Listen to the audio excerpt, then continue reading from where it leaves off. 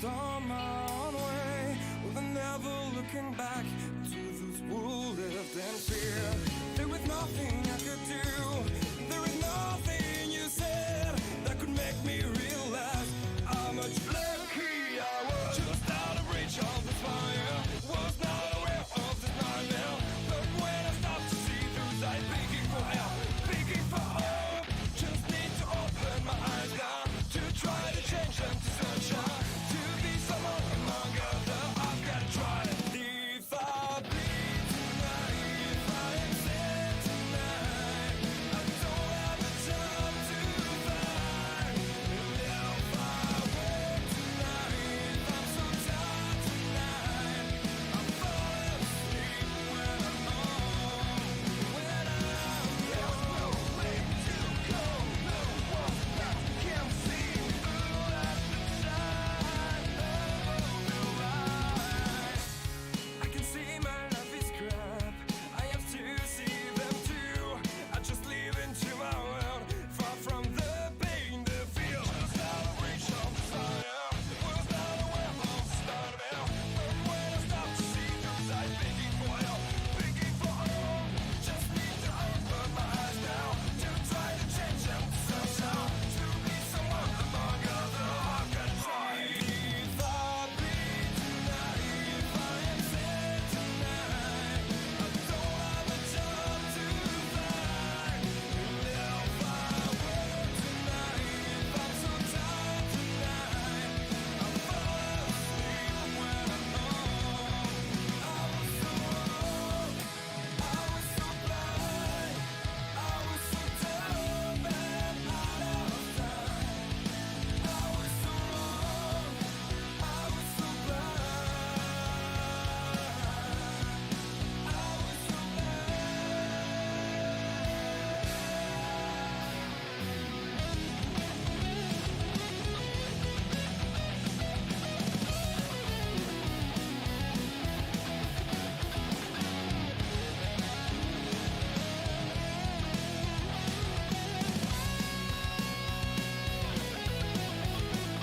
If I bleed tonight, if I am sad tonight, I don't.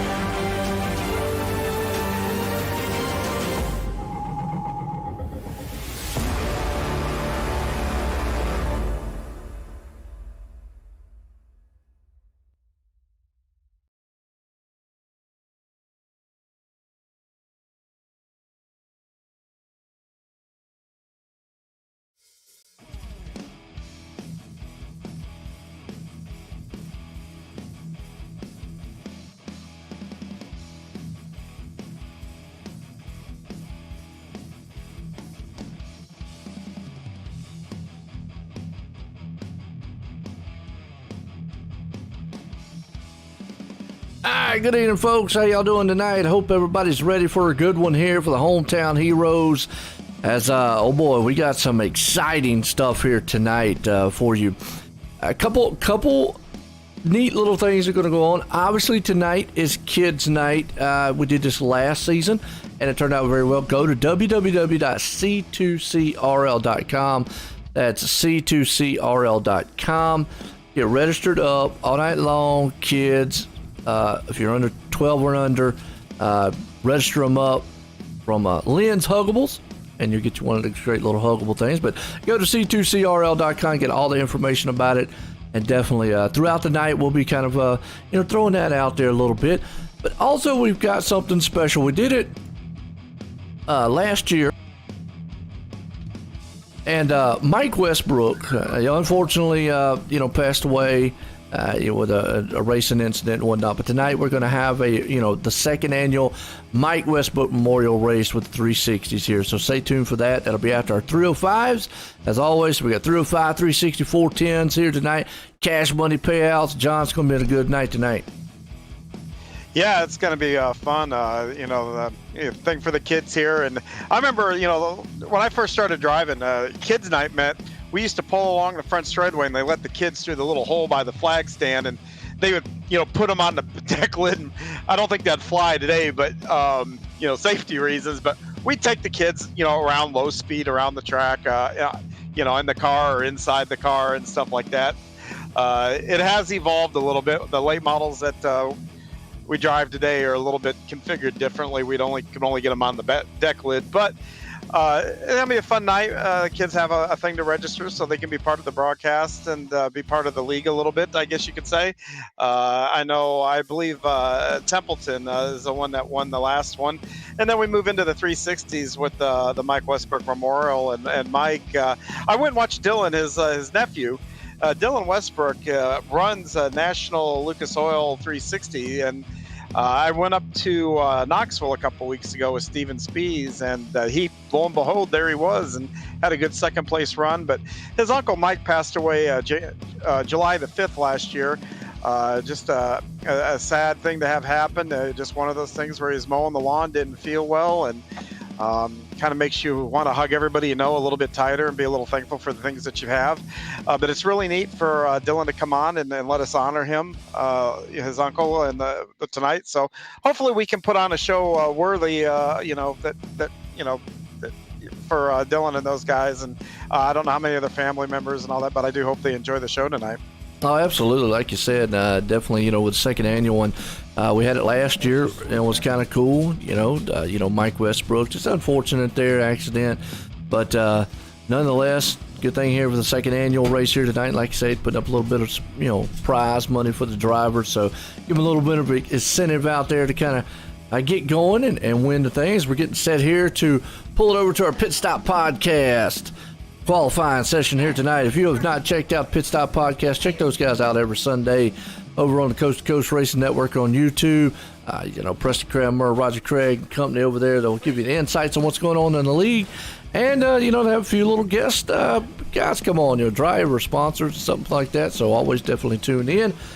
It looks like right now, though, out here on the qualifying, and John, I know you not out here on this one, are you? Yeah, I am. Okay, well, let's, folks, here's what we like to do here on the Hometown Heroes with John up here in the booth. Real quick, what he does is kind of like our insight to what the guys are going to expect here. Maybe give a little bit of what we're going to look for and what these guys are going to have to look for as a driver. So, John, let us know. Yep, and the track will change. Everybody, if it's just your first time watching, you'll see the track change. It'll get darker, and when you see it get darker, it gets slicker for the drivers. But one of the things as it gets away here, right here, look for, this will be one of the trouble spots tonight. Right about here on the front stretch here, there's a bump. And when I say a bump, I mean a motorcycle kind of jump bump here. You hit this just right. This can really mess up your entry right here into one, and then you end up down the back of the hill here, which I've shown in the past that's a pretty significant drop here. But I'm going to focus over here on turn 3 here tonight, because this here is not only the trouble area, but I think this is where you can really set up passes and stuff. I was out here just a little while ago when the track was worn in, and you want to be right up here along the cushion. And if you're up here on the cushion, you get a really nice bite. But I was noticing this middle groove here, and you can really set guys up if you just kind of come down about right here in the middle groove where you'll see some tack and get a good run with them along the straightaway. So look for this to be where passes are getting set up tonight. It's kind of a drag race down the front straightaway here.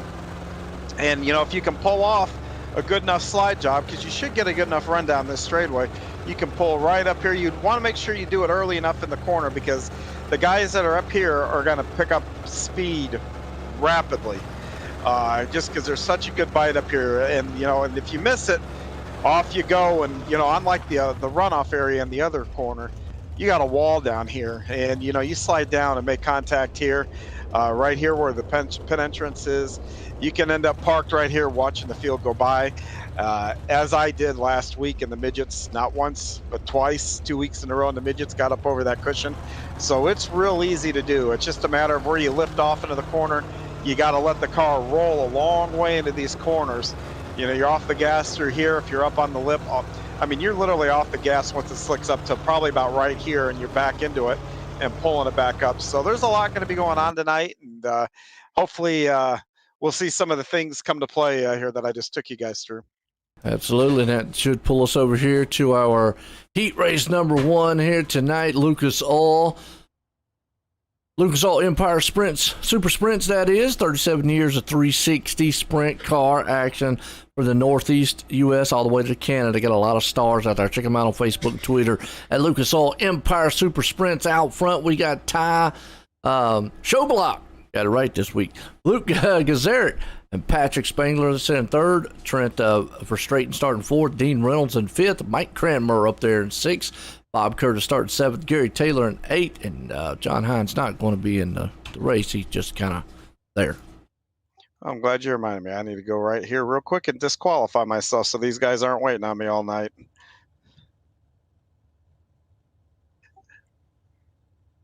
Yeah, I'm there in spirit. Yeah, there you go. Heat race 1 here is going to be on the way. These are the 305s here.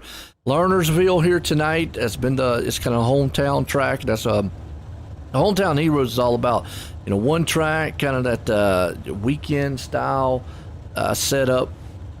The guys will, they go to the home style track, and Lernerville's been that place here. We had Cedar Lake last season. Now we got Lernerville, and it's in the name. I've said it a million times. We just saw right there with John going around there with a little bit of track tech for us, and showed us how easy it is to just kind of whoop right off the side, because there's no walls in the turn here. So when you're up there trying to blade that top side cushion, it's a fine line between that tire going off or you staying on. Yeah, it doesn't take much. Like I said, we had 2 midget races the last 2 weeks, and both of them right over there in turn 3 just jumped the cushion. And, it's I can't even begin to describe how fine of a line it is. And but boy, when you hit it, though, you see it on the stopwatch, you feel it in the car. You just get such a great launch down both ends of this track as you come out of either turn 4 or turn 2. If you hit it all right, you feel like, you're not actually, but you feel like you're going an extra 20 mile an hour compared to when you miss it. Nice. And that's what we're looking at here tonight. So folks, get set. Heat race 1 here. Lucas Oil Empire Super Sprints. And Gazaric, Showblock Company up front. Good looking paint jobs on those machines. Got a lot of great, that's the one thing I like about it here in the league. We've got a lot of great painters. Paint companies, that is. Epsilon Sprint Wraps is one, and they sponsor, but it's just a multitude of them out there, and a lot of these drivers just have some nice looking cars because of it. Yeah, Velocity Velocity does a real good job. So does VMR, and you can check all these guys. If you're not necessarily part of our league, but you're just kind of popping in here to watch the broadcast, you could go to any one of these guys on Facebook. Look up VMR Wraps, Velocity Wraps, Epsilon. Any one of these guys will set you up with a pretty nice looking paint here. So, and we've got a few more in here too that I know I'm forgetting. Warrior. So forgive me if I forgot yours, but there's a lot of guys in here that will do them. Yeah. Absolutely. Pace trucks in. Here we go. Heat race 1 about underway.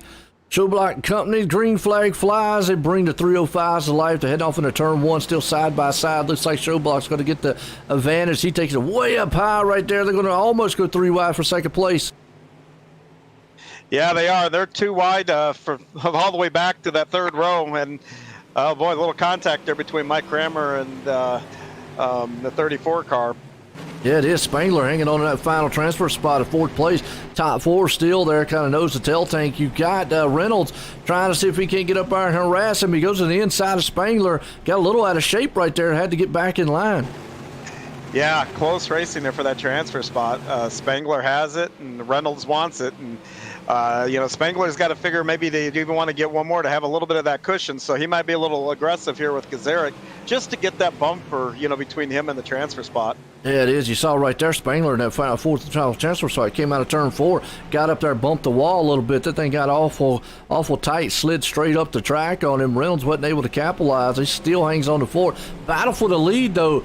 Straighten is there. He puts a slide job move. Actually, Showblock puts a slide job move on him. Here comes Showblock to the inside. He's taking these guys, man, are just flipping positions left and right. Now you see Showblock going to block that low line. Yeah, and you got to remember, how many times have we seen it, Joe? Somebody in the top 4 get to racing hard like that, and a little contact, next thing you know, they're in the alphabet soup. So yes, always risk reward when you start dicing like that. Well, you see it right back here in that final transfer spot. We've seen that a multitude of times come out of final 4. You see them right there. They almost locked the wheels between Gazaric and Spangler. They need to think about it because Reynolds is sitting right there, and with the white flag, those two guys get tangled up here in the final turns. It could be over with. But boy, look at Patrick Spangler. He put it in. You just saw the front.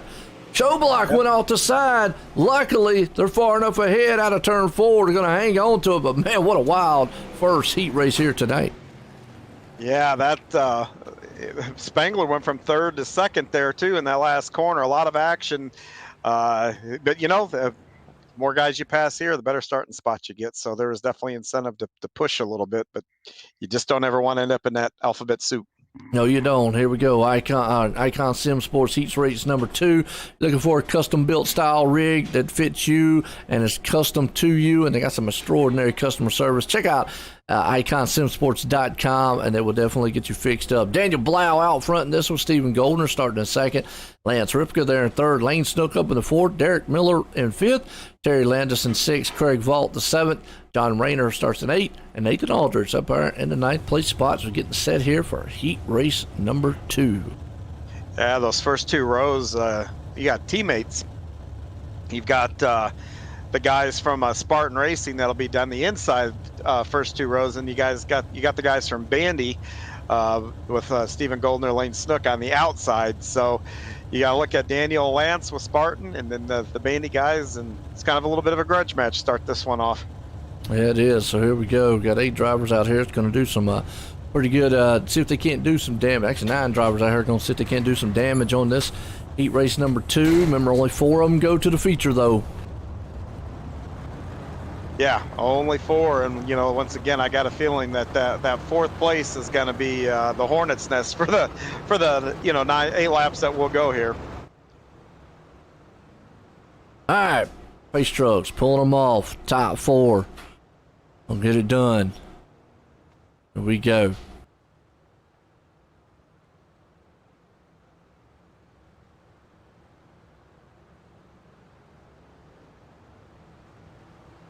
First one was pretty exciting. Yeah, they were racy right off the bat. But this track really does lend to it. I mean, I really liked going to Cedar Lake last year, but this track, the way it wears in and the lanes that you can run, and they all kind of work at various points, this track really does lend to side-by-side, racing here. Well, we're about to get set. Lights off on a pace truck. Daniel Blau. Steve Goldner. I always say the high side man himself there, Stephen Goldner. Pace trucks in. They'll take that little turn around 3 and 4. Get the green flag here. Heat race number 2, Icon Sim Sports. Green flag. We're out. They stack them 2 by 2 by 2 all the way back to 4th place. Blau's trying to get it. They're 3 wide for that 3rd and 4th. Yeah, it really cost those guys battling for 4th there, getting racy like that. The top 3 got away, but they're closing right back up in them. Oh, don't know who that got. Lane Snook got up into the wall. He climbed it there and then lost a lot of ground. Wow. He went right over that bump down there that I was telling you, and that's what began all that. So you can see what happens at that bump, and that bump is going to get worse as the night goes. By the time they get to Lane has more problems. I'm wondering now if he just may have a hardware issue. It could be. Yeah, I mean, sometimes connection, hardware, like you said, anything can happen there. Just one of them things. We're on a virtual world, but right now Terry Landis hangs on to that fourth final transfer spot. He likes what he sees in his rear view. He loves to see Miller and Rayner battling with each other because that keeps him off of him right now, as those two good guys are duking it out for around the fifth place spot. Meanwhile, Goldner leads it, Blau second, Ripka sits in third. Yeah, right now it looks pretty spread out there with the top four, but you never know what can happen. A slight mistake, getting over the cushion or something by the top three, because you see the top three running that cushion. Terry does not run the cushion very often, but he's going to be the first one to get that bottom working, I promise you. So one of those top three, if they make that mistake, that's going to open the door for the guys in fifth, sixth and seventh. Yeah, some of the best battling was going on was right there with Miller and Rayner in fifth. Now they've kind of broke up just a little bit. So like you just said, kind of spread out from Goldner, who's got a lead with a white flag out here for heat race number 2, Icon Sim Sports. And he is tearing that top side cushion up. Looking good and smooth right now with Blau and Sackett. Ripka there. Landis sitting in fourth right now out of turn 4. Going to be all Goldner here. Landis is going to hang on to fourth place. Miller tried, but just ran out of time getting there to him. Yeah, nice job there by Stephen Goldner. It's going to put him on the outside of the front row for the feature, so he's going to have a good start and spot. So he's going to be tough to beat. He'll be one to watch later on. Yes, it is. Heat Race number 3, Super Dirt Car Series, sponsor here for the Heat Race 3 and for tomorrow night on the Thursday night show. But they are the Northeast Premier Series, showcasing the big block modified premier drivers from Florida to Canada. And guys, man, they say it's ground pounding, earth shattering, window rattling beast of the Northeast. And that is awesome because that's what big blocks are all about. You got Matthew Croakey going to sit out front. Jeff Flero starting second, Tom Taylor in third, Randy Shree starting fourth, Andrew Smith in fifth, Stephen Bixler there in sixth, Gabe Blau starting seventh, and Roger Craig up there in the 8th place spot here for heat race number 3. Yeah, and as they roll out here on the track, the drivers just almost, just like real life, we like to talk about things that transition. Right now you should be looking at what that track condition is and making a plan there for lap 1. Every time I roll out under the pace laps, I'm looking just how much cushion's left up there. I'm looking, out of the bottom to run in. So you're doing a lot of the same things that you would be doing in a regular car right now under these pace laps for these drivers. Well, you got 2 good ones up there. You got Croakey and Flero. See who gets them. Remember, the top 4 go to the feature here tonight. Get Tom Taylor sitting right there in the 4th place spot, but got some heavy hitters right there behind him. Yeah, and usually I like being in the 3rd or 4th heat because the track is worn in a little bit. It gives you more options where, the first one, it's pretty well hammered down, hard to pass. But now we should see some passing and then some different lanes here, I would think. All right, here we go. Heat race 3. Lights off. Green flag. You already see Croakey gets a good jump out front of Flero. Battles on for that 4th place. Tom Taylor's got it. He wants even more. They go 3 wide for 2nd, 3rd. That's going to leave an opening for Smith and company back there is trying to get that 4th place. Yeah, about that 3 wide coming out of the 2nd corner. But now they've kind of lined in here a little bit, and now they're going to start sizing up each other and figuring out where they're going to make the passes. Yeah, it is Smith right there with the back end tail tank there of old Tom Taylor, seeing if he can't get up there and rattle his cage a little bit to get around him. He's riding in his tire tracks right now, just biding his time. He's got Bixler on his back end. You see the battle for 2nd, Flero, Shreves. They won't give up on each other. No, right there you saw Shreves through 1 and 2 go to the middle. Now down here you see Flero go to the middle. So you definitely see a different couple lines here. Look at that. Again, once through the middle, get them side by side. And Tom Taylor's looking to make it 3 wide even. Yeah, Tom snuck down there a little bit, Pete. See if he could have a little bit of opening. Right now, you see Flero still hanging on the 2nd, but boy, Shreves is all over the back end. They made a little bit of contact, but they're synchronized sliding that turn coming out of it right now. Good car control between the both of them as you see them right there trying to utilize it.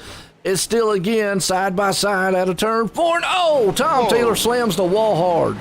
That was a hard hit.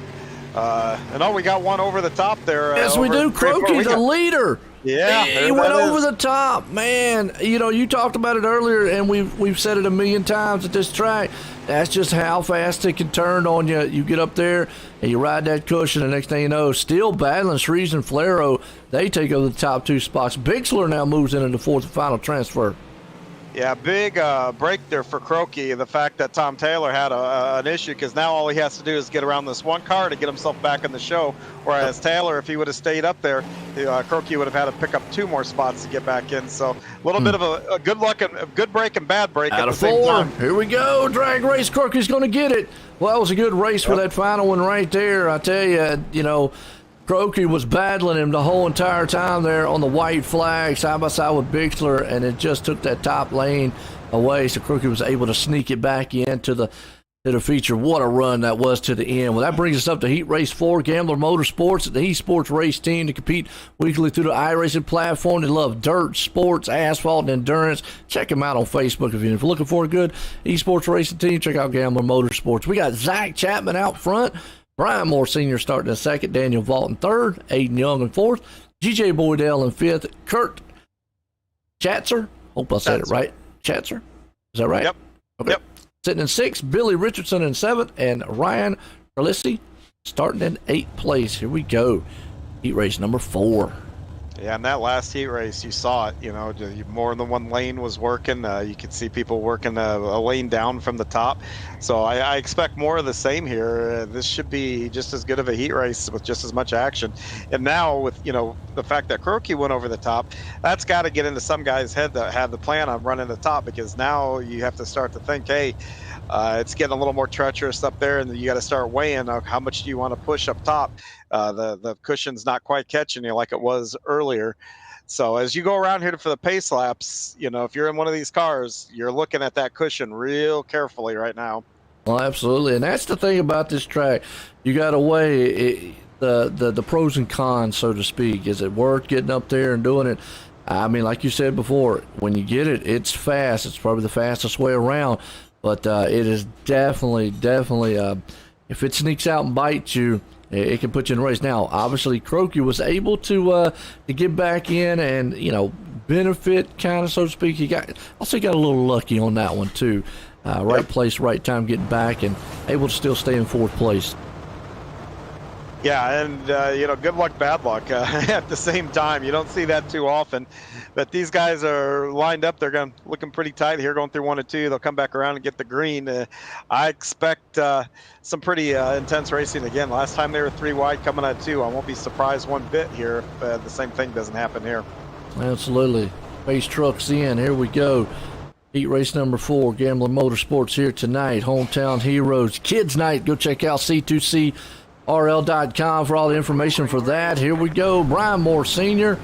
takes off Zach Chapman. I got to say, probably Brian Moore Sr. is one of probably the most improved, I'm going to say, from Hometown Heroes, that is, from last season to this season, and they are battling it out for that 4th place spot. Aiden Young, Daniel Vaught, Zach Chapman, all 3 wide, and look at them behind them, they're about 3 wide, and look at this lead pack up here.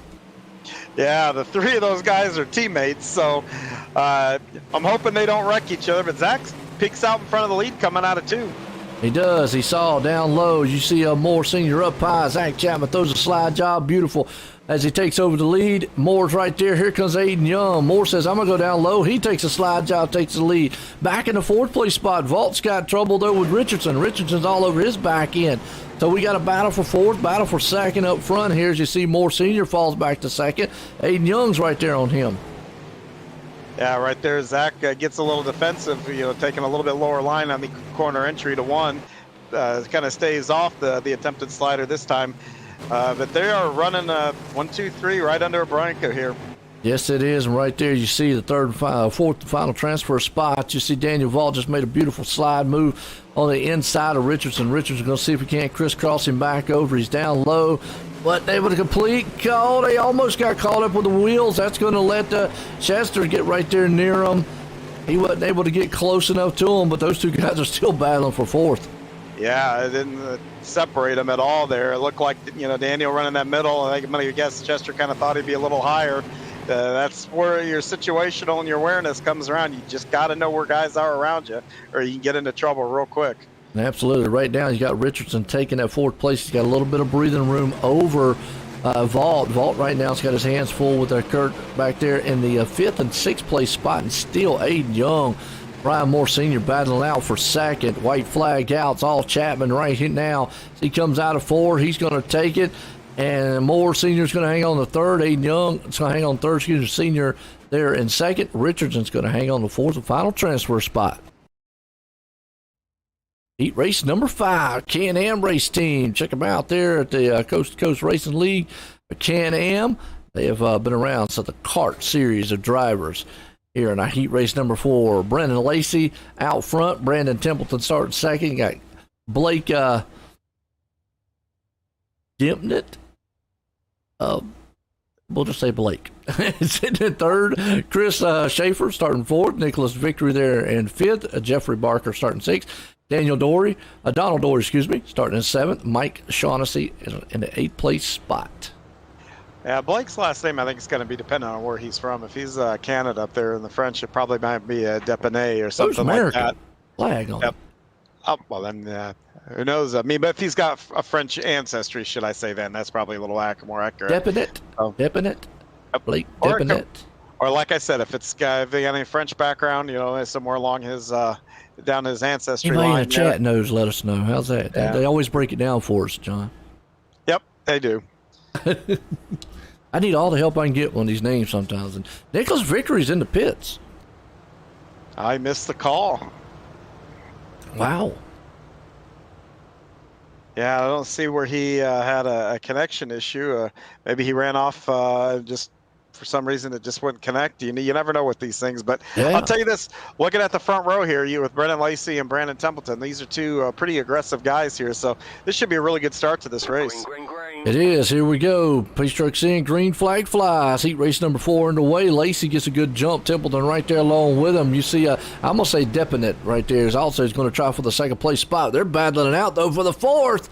Schaefer almost got tangled up and went around, but he hung on to that fourth place spot. Look at a 3 wide for the lead. Yeah, those guys are fighting it out tooth and nail right now up front. 3 of them right there under a blanket. Third and fourth and fifth are sitting there going, yeah, guys, keep it up. Yep. We've seen that many a times. Right now, still battling out. They clanging and banging up front. You've got Lacey Depanate sitting in second. Templeton there in third. Schaefer hanging on the fourth. It's a top 4 feud here with these 305s right now. Oh, the fourth place guys got together. Templeton's in the wall. Schaefer's in the wall, just like what we talked about. Dory and Shaughnessy and Baker, guess what? Now they're sitting there like, hey, look, we're up here in fourth and all. Yeah, that's a tough break for those two there. More so for Templeton there on the outside. It looked like Schaefer just kind of thought he was clear coming out of there and drove right up into him. And that goes back to, like I said, the awareness. Sometimes it's really hard in these cars because when you get in the corner, you know, there's some guys in the league that will use a mirror. There's some guys that don't use a mirror. If you use a mirror, sometimes you can lose where that guy is because your cars are sideways going through the corner. If you're not, then you're listening for him, and you may not be able to hear him, but he's there. So that's, like I said, just a tough break there. Absolutely. They battle for the lead up here. Lacey, Depanate right there. Those two guys are going at it. You got Depanate right there. He tried to a slider on the inside. Wasn't able to get it done. White flag. He's going to try one more time. He's got one more lap here. He heads off in a 1 and 2. He looks to the inside. Not able to complete it there. He's head off on the bad stretch. Yeah, they're side by side a little bit going through there, but it looks like it's going to be Brendan Lacey to the line. Yep. And Donald Dory's going to hang on to the fourth and final transfer spot. Good race. Well, that brings us up to, is it B main? C main. Oh, we got a C main. The last couple of weeks we've had some C mains. That's awesome. Well, we got 12 drivers. We had 4 heats. That means we got 12 drivers in here. 8. Four will go. Four will go from here to the B. So, yeah. And the thing to kind of watch here, you've got the Schaefer and Templeton, who you just saw get into it.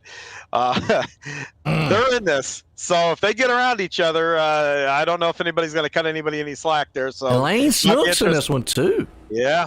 So I mean, and Victory, remember, because those two guys had trouble on their starts.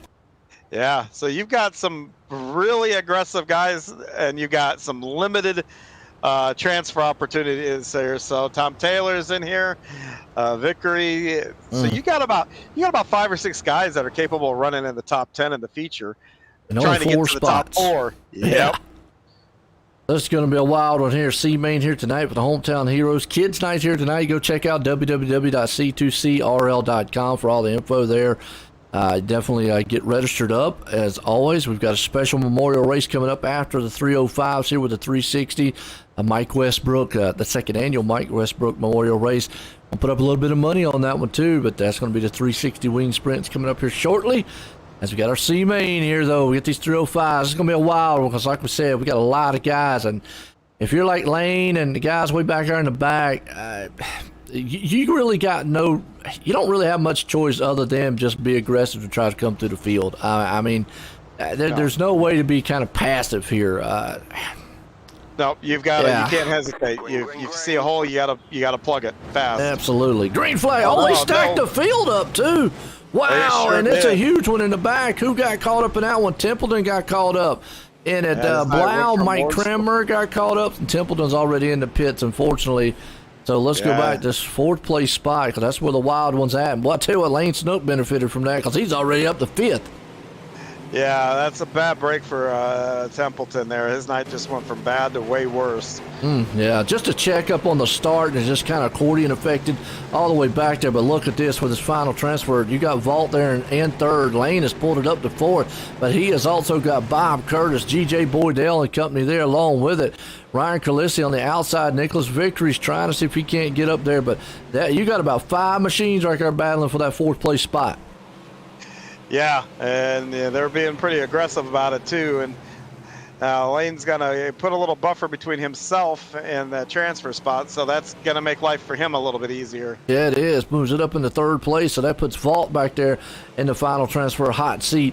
He's got G.J. Boydell right behind him, Ryan Calisi there, Bob Curtis. Those guys are going to see if they can't get up there. Tom Taylor's trying to move through the field and see if he can hope to get into the fourth and final transfer spot. As you see now, Boydell moves up on the back end of Vault, so it's heating up for fourth place. Yeah, I saw Boydell, I think, win a retreads race earlier in the week, so he's got a little momentum. Nice. He's not wanting his night to come to a premature end here from the 305s. He takes a look to the inside, and he's got it by a nose as they come by the start-finish line. He does. He's going to put that slider on the inside. Is he going to be able to make it complete if he's able to get up? Yes, he is. He made a slide job. He's in the fourth and final transfer spot. Oh, and Vault goes off the track, and Lane Snook wrecked. Are you kidding? Wow. He jumps the cushion.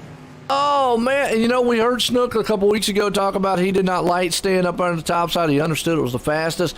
But, he was sitting in third. Might have been beneficial for him to have moved down a lane. But just like that, wow, some heavy hitters, Templeton, Snook, Vault, Victory out of it. I just rewound that to just see kind of what happened to Lane. And I'm going to tell you, it looked like his throttle stuck. Really? He could be having some issues tonight. I mean, it could be some hardware stuff. Yeah, because the way that he didn't jump that cushion, he drove straight up over into that wall. So, I mean, and the funny thing is, just first look at it, it looked like, for whatever reason, it looked like his throttle just hung wide open. And it can happen, folks. I mean, I've seen guys just have some. Sometimes a connection issue can throw a car off like that too, so it can happen here. Very fast, and unfortunate, but some heavy hitter drivers out of it here tonight. Is B-Main, SBGC3D.com, Tom Taylor and company with the 3D work that he does. Definitely go and check him out. We'll see a little bit of video here shortly through the intermission on some of the work that he does. But right now, again, 4 drivers out of this one go to the feature. Yeah, and 12 in there. Once again, you've got some guys that are gonna be looking to make some moves to try to get up there. I look down the list here, and I see Daniel Vaught right now is going to be at that cutoff start on the outside of row 2. But I'm looking down there. You see Roger Craig, Chris Schaefer, Boydell. Those guys are going to be looking to move up. So, not just those guys, but everybody from that point. Before we go green, what I've always wondered is what splits up the C and main? What makes you get in a C and not jump straight to the B? Top 4 will go to the A. I do believe, I don't know if we have 12 cars here, so we had 5 heats. So maybe the 4th and 5th go to the B, and the 6 on back go to the D. I always wondered how that worked out. I mean, I never really really asked that question on how it splits up a C to a B. Of some guys just automatically go to the B, and then some have to stay back. But that doesn't make sense, like what you said. So top 4 go to the A, and then maybe the 2 after that go to the B in each heat. So okay, makes sense. Like tomorrow night we'll do the late models. We've been getting a really good car count with the late models where we've been having C features. It looks like I'm going to have a heat EOL tomorrow night. So when I get into my heat, my goal is going to be just to get as far up into the B main as what I can, and have a good starting spot. So that means I got to try to get up to 5th or 6th. So that's what my plan will be. Well, green flag, here we go. B main, Reynolds, Miller, Vaught, Bixler holding on to the top 4 spots. As Bixler right now, he's about 3 and 4 wide behind him. So again, we've seen some guys already that cushion on the top side there jumped out and bit them. That's just Lernerville for you. See Bixler, Shaughnessy right behind him. Shaughnessy wants to tear up that back tail tank to get around him. Yeah, right now, if I'm anyone in those top 3, I'm just trying to get nose to tail and get away from 4th on back. And try to stay away from that cushion the best I can. I know it's maybe the fastest way around, but if I'm still fast down in the middle or low, I'm going to stick there because we know danger lurks at the top side. That's what it looks like they're doing. A lot of them going up there that top of the cushion. It's kind of staying one lane, maybe middle groove right now. Well, yeah, like right now, if you look at the line Daniel Vaught's taking, that's a perfect line because they got far enough distance. He's going right through the center of the track. Low risk, low reward there. But you know what? Right, you got one off the back on the back straightaway. Shaughnessy. Yep, so now you got a bigger gap to 5th. They're not going to catch you up on the top with that gap. So I would do exactly what Daniel's doing there, running right through the middle of the track and just clicking these laps off and punching my ticket to the A. Top 4 just kind of running all in a freight train line, just in that middle groove. Like you said, that's the safest place to be. Might not be the fastest, but definitely the safest. You got to go right back here in the back. Now we'll watch a little battle going on here with Schatzer and Roger Craig. Craig back here running about the 8th to 9th place spot. He got the 747 jumbo machine out here running, looking good. About 8th place, Calissi there along with it. So they got some good battles, and Schatzer goes around. Yeah, that yeah, if the pictures were worth 1,000 words on that one. I was looking right at that one that happened. So, but the battles up front, top 4, that's where the story is. That's where those guys are going to punch their ticket to the A. Absolutely it is. We got a good battle. We got a really good battle for 5th, though. I see this. Boydell, that's what I'm looking at there in Carlissi and stuff, because the top 4 guys are playing it safe. They're just all running. They know they're in the show, and they're all in a single file line up there. But you said it. Boydell's got his hands full with Carlissi here in the back with the Rayner Jr. And it's just, I guess it's a sad state to say it this way as a white flag flies. It really, because a lot of these guys, any of these guys on this track can win on any given night, and they're all really good drivers. It's just the way that, what's also the way the cookie crumbles? Yeah, the way the cookie crumbles sometimes. Sometimes you're the windshield, sometimes you're the bug. Yep, and Reynolds going to take the win, man, and Bixler's going to hang on the 4th. But yeah, you're right, John. It's just one of them deals. Yeah, and that's what makes racing fun. I mean, you can be a hero one week and 0 the next, and that's why we come back. And those moments where you're the hero far outweighs the ones where you're the 0. And absolutely, God knows, anybody that's strapped into a race car, they've experienced the pendulum swing in that scenario. Well, folks, don't go anywhere. We'll get a word from our sponsors here, and we'll be right back.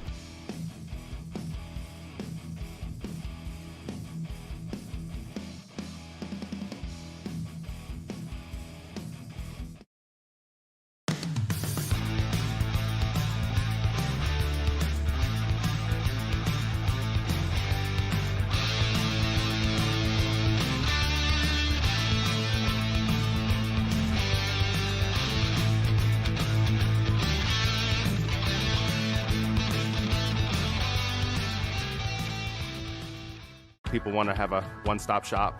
They need us for now all these different services, not just the heating and air side. When things are going wrong, you want the company that's going to be able to get things done as fast as possible for you. Today we're going to be in over 600 homes. What the customers can count on is we're going to send a competent person to your home with a vehicle that's stocked and prepared. We're going to do what's right. Right now, we're waiving our $79 service fee with any Cool-Ray, Brightbox, or Mr. Plumber service.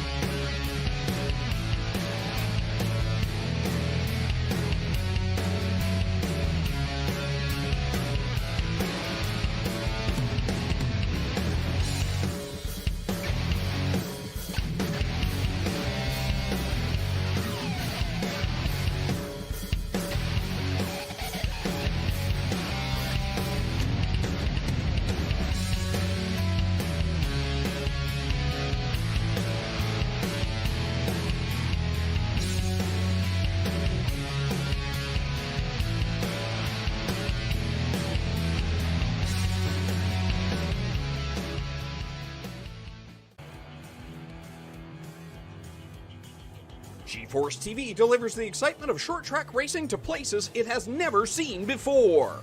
With dynamic production elements and state-of-the-art technology, GeForce TV proves what the racing community already knew. Race fans are plentiful and they are hungry for excitement. Last year, GeForce TV streamed over 250,000 hours of intense racing action for fans all around the world. Nearly 750,000 fans viewed our streams and on-demand videos. By the end of the racing season, our subscriptions rose more than 400%. What does all this mean for you and your business? Motorsports marketing in Canada has never produced such amazing and measurable results. Cashing in on the benefit of motorsports marketing is easier than it's ever been. Work with a team, work with a speedway, work with a series, or join the excitement directly with us at GeForce TV. We are excited to see you all back at the races. But until then, see it all on GeForce TV. Subscribe today for free at GeForceTV.net.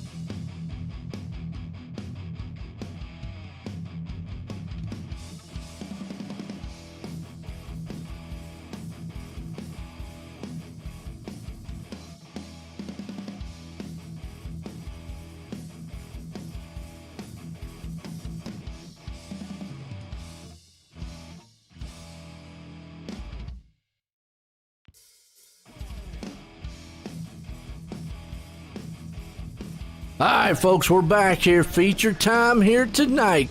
That's right. Cool Rays, Heating and AC, Coast to Coast Racing League here tonight for your hometown heroes. Feature time here. So it has been, John, some very, very competitive and exciting racing for the heats. Now, with that said, it's also been some wild collisions out there, and now we put all 24 dry. Actually, 23 looks like Brendan Lacey did not grid for some reason. Wow. I think he had one of the top 2-row starting spots. Yep. So now it's for all the marbles here for the 305s here tonight. It's been a very, very good one here for the kids' night here tonight. Folks, go to c2crl.com. and check out all the information regarding that. Lynn's Huggables, proud of her coming on board. That's Roger Craig's wife. She does a great job, and great little dolls and style things that she makes, kind of like a stuffed animal that she makes. Check out all the info. I don't want to say something wrong on it, but green flag, here we go. Goldner out front. Verstraeten's there with him. Boy, they're already stacked up 4 wide in the back. Wow, I don't even know where to look right now. I don't either. Looks like Talladega out there, 3 wide, 6 rows deep. Oh, and I tell you what, they're leaning on each other heavily. Look at Verstraeten up there on the top side. I usually say Goldner's there, but he's down low. Still a little contact with Shreves and Chapman. Blau back there around about the 4th and 5th place spot. That's where the hot spot is right now with all the battling. Look at them back there making contact. I think they think they're in NASCAR machines. Yeah, and I'll tell you what, hats off to these guys. They have made some laps here without, these guys all over the place and no problems yet. Knock on wood here, but right now Trent Verstraeten's got a commanding lead over Steve Goldner. So look for that to kind of come and go as the race goes on. I'm sure that the track will change. Some of these guys might have to move around before the race is over. There it is. I tell you what, them laps click off very fast with these 305 bull right there around Daniel Blau, Zach Chapman and company. They are beating and banging heavily on each other. Oh, top, never mind. Blau's over the top. He's off the track. Let's see if he's able to get it back on safely here. He's going around that outside corner. He should be able to get back on the track now. Yep, he's going to hope for a caution here to gather back up to the field. But while that was going on, we've now got a 3-car battle for the lead. We do. You've got Verstraeten, Golden, Flero. They're all in a line right now. We'll see if they close in. Let's go back behind them here because you're still around about sixth place spot. You got Deppinett and Zach Chapman right there along with it. And here comes Moore Sr. in the mix. Them guys are still just hanging on each other. Yeah, some really, really good racing here. I'm enjoying this. You just don't know where to look. That's a sign of great racing, but they are stacked up. Ooh. It's like almost from about 5th back to about 15th. Awesome. Battle for the lead. Here comes Goldner. Actually, Verstraeten down low. Goldner still up on that top side. He almost got it. Look at this. He's going to crisscross. Slide job to the middle. Verstraeten up top. So Goldner takes the lead. Wow. Yeah, he's going to cross him over with that run. Boy, and that's what we've seen all night long, crisscross over. And if he gets that done, if that was the final lap, he would have took the win there. So Verstraeten takes it back to the front. Here comes Goldner, 1 and 2. He's looking to the inside. This is a battle. This is what you want to see with any wing sprint style machine. Guys just getting up here, and yeah, you start seeing the dust fly here. Yeah, the dust doesn't look, I don't know if it's just worse that night or what. You know, we had the race here last week, and I could not see the guy in front of me on That's what you're telling me, yeah. And look at Flero closing in on this duo up here. He's getting in the mix. Now we got a 3-car battle. If they keep it up, Shreves is going to get up here. But Verstraeten and Goldner will not give up on each other. They are putting sliders. He's in a yellow flag. Oh, Crookie and Andrew Smith here on the front straightaway. It's going to Malcolm Mills replay. Let everybody see what happened here. As you see them right there. Smith's down low. They're 3 wide. That's just basically got tangled up with each other. Oh, and then another car. I'm not quite sure what happened to him, but he was upside down. Yeah, that was Crokey, and it looks like that's just a chain reaction kind of deal. They come out of, well, no, now I look back here. It looks like Crokey jumped the cushion is what he did coming out. So that wasn't related to the other. He hung that right rear off the lip there coming out of 4 and just tapped that wall and was a passenger from there on. Goldner up front, Verstraeten. Well, them 2 guys are just throwing a show up there. You know, slide job city, so to speak. And then you got Flero in the mix. To keep it up, they're going to have him come into it. So, been a good, exciting one so far. Going back to the incident there with Andrew Smith and Zach Chapman, you can see how they come out, and you know that space on the track disappears rapidly coming out of the corners. Guys coming up, guys having to come down a little bit. They just went, 12 some odd laps in there without having a problem. So that's how difficult it is and how well of a job these guys are doing. Right there was just a slight misjudgment in the room. There will be no harm, no foul for everybody, because it looks like everybody will get to continue on. Absolutely. Well, tell you what, folks, just let me know what you're feeling out there. Who's your favorite drivers? Hit those likes and shares. We're live tonight here on the Coast2Coast Racing Network on YouTube and OSR Network on Facebook, as always. Bringing you the cool Rays heating and AC and plumbing. Coast2Coast Racing League. Hometown heroes here tonight. And Stephen Goldner is going to bring him with a single file start. Pace trucks in.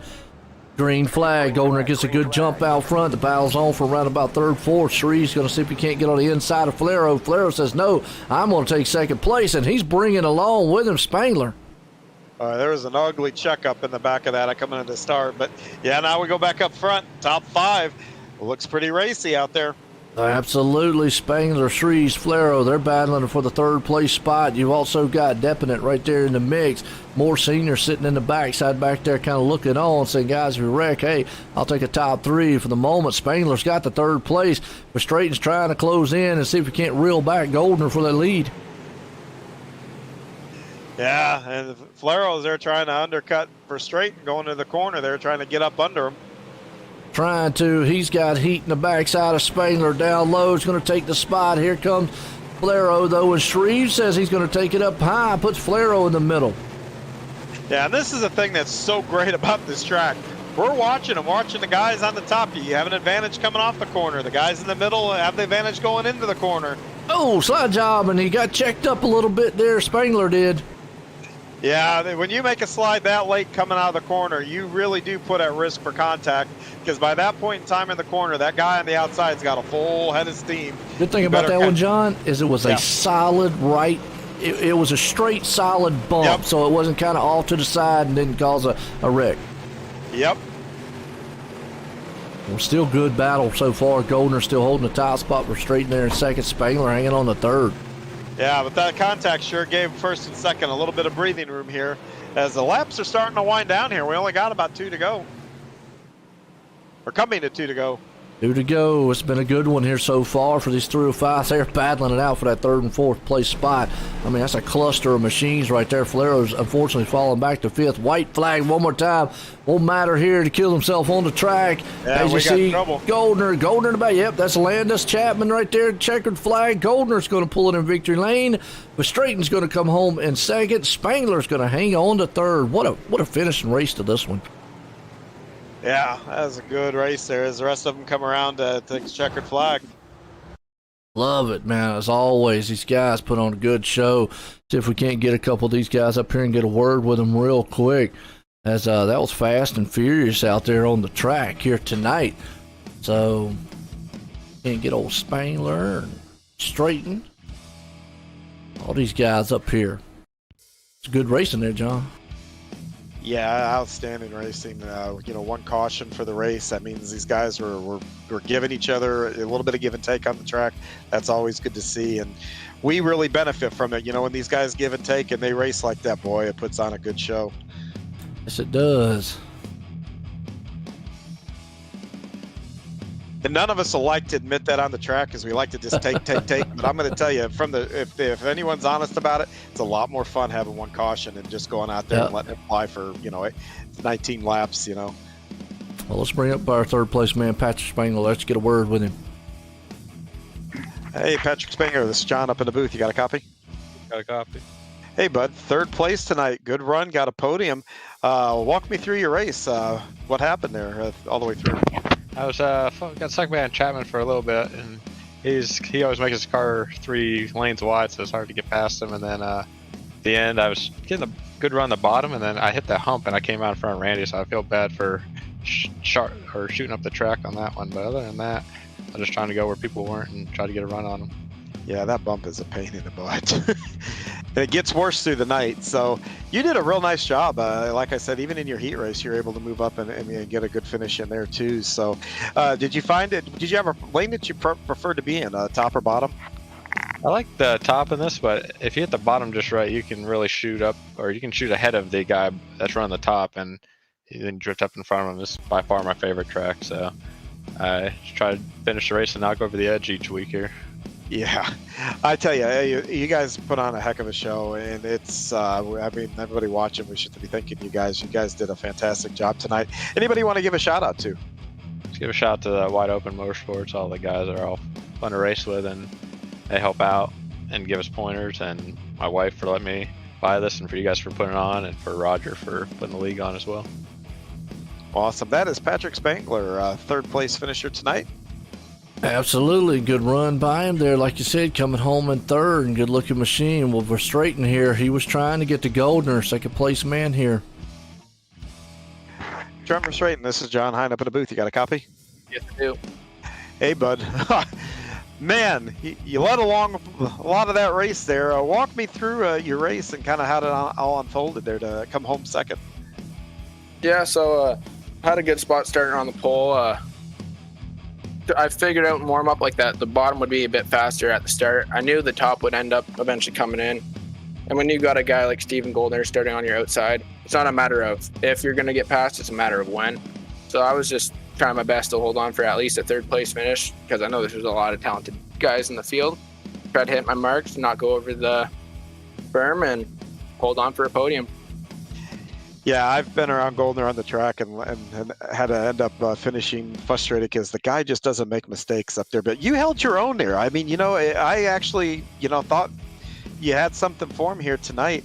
Was it just a matter of just being in the wrong spot at the wrong time, or was it you just giving it everything you had, and that's, he just got the better of you tonight? Yeah, I just tried to give it all I had, and he just got the better of me. Just talent came to show, and he got the win.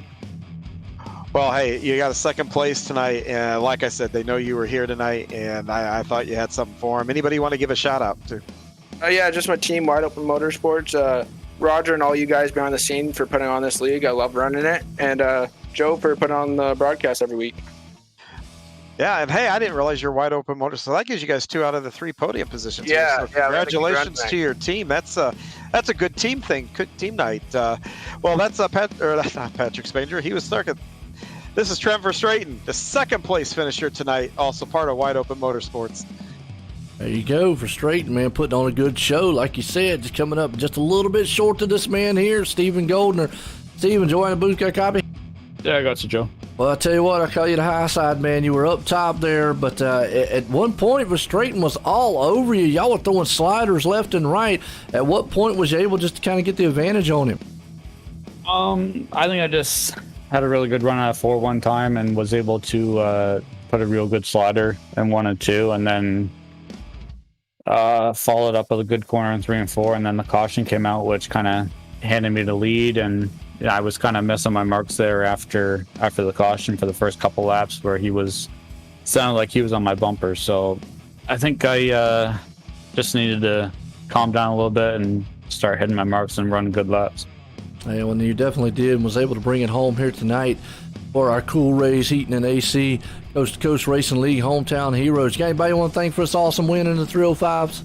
Yeah, I got to thank all the guys at Vanderbilt, Wegman Brothers, Bio.com, Velocity Race Designs, Dirt Doctor Trucking, Fits Perfect Photography, ABR Setup Shops, you for the broadcast, Joe and John, and everyone at G-Force that puts this deal on.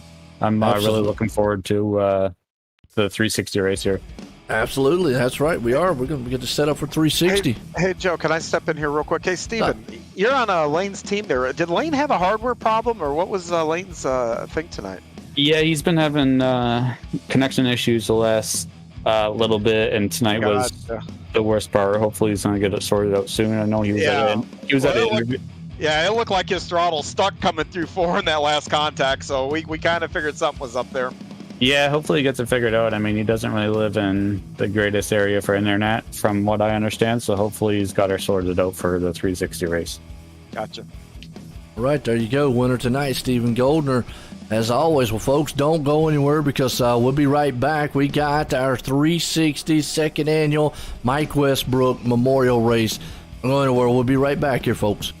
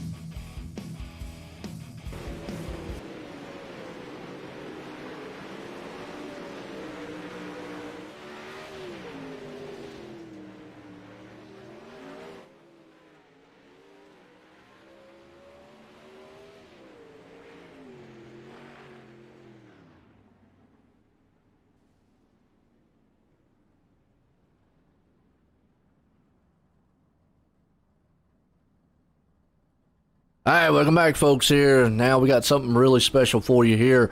The second annual Mike Westbrook Memorial Race, and during our intermission, John's going to try to he's going to give us some insight on who Mike Westbrook is and the life, and and some of the things that he did. But you can see right there some of the pictures of him scrolling on the screen in the broadcast. Just unfortunately, an accident happened last year, took his life at the racetrack, but.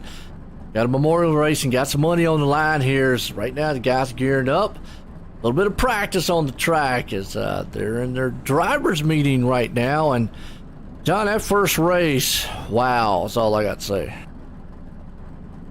Yeah, that first race was incredible and whatnot. So we hope to carry it over, and then this will be a good race to carry that kind of momentum over, and hopefully we see just as good racing, because this is definitely a special race. I don't know if Dylan Westbrook is watching or not, but it's his uncle, and I know Dylan's run with us a couple of times, and is several time over Oshweek track champion, and a lot of these guys in this league has some ties to Oshweek Speedway and that whole area up there. And I even got a chance to see him a couple weeks ago at Knoxville.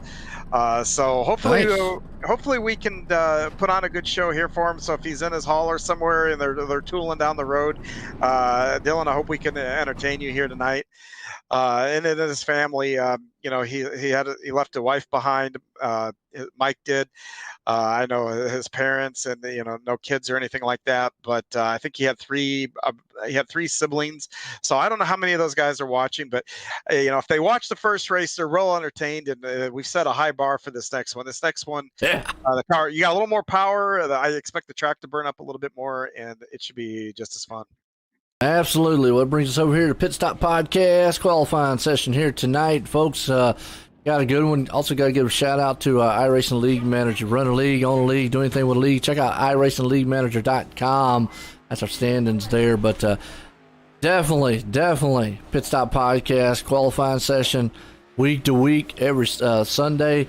Those guys over there on the Coast2Coast Racing Network put out a show. Cranmer and Roger Craig.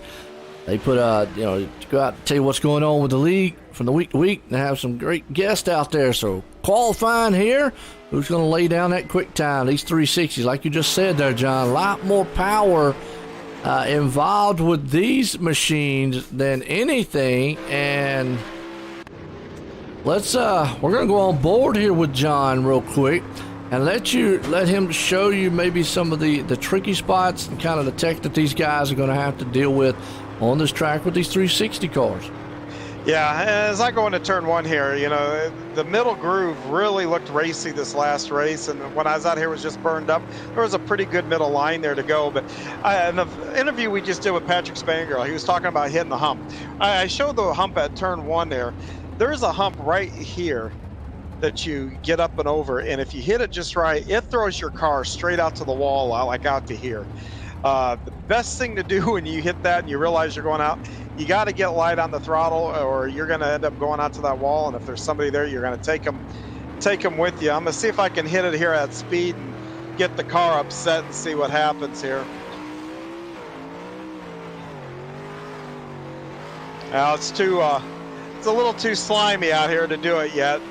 But the other trouble spot that I saw was, believe it or not down here where I kept getting in trouble in the midget.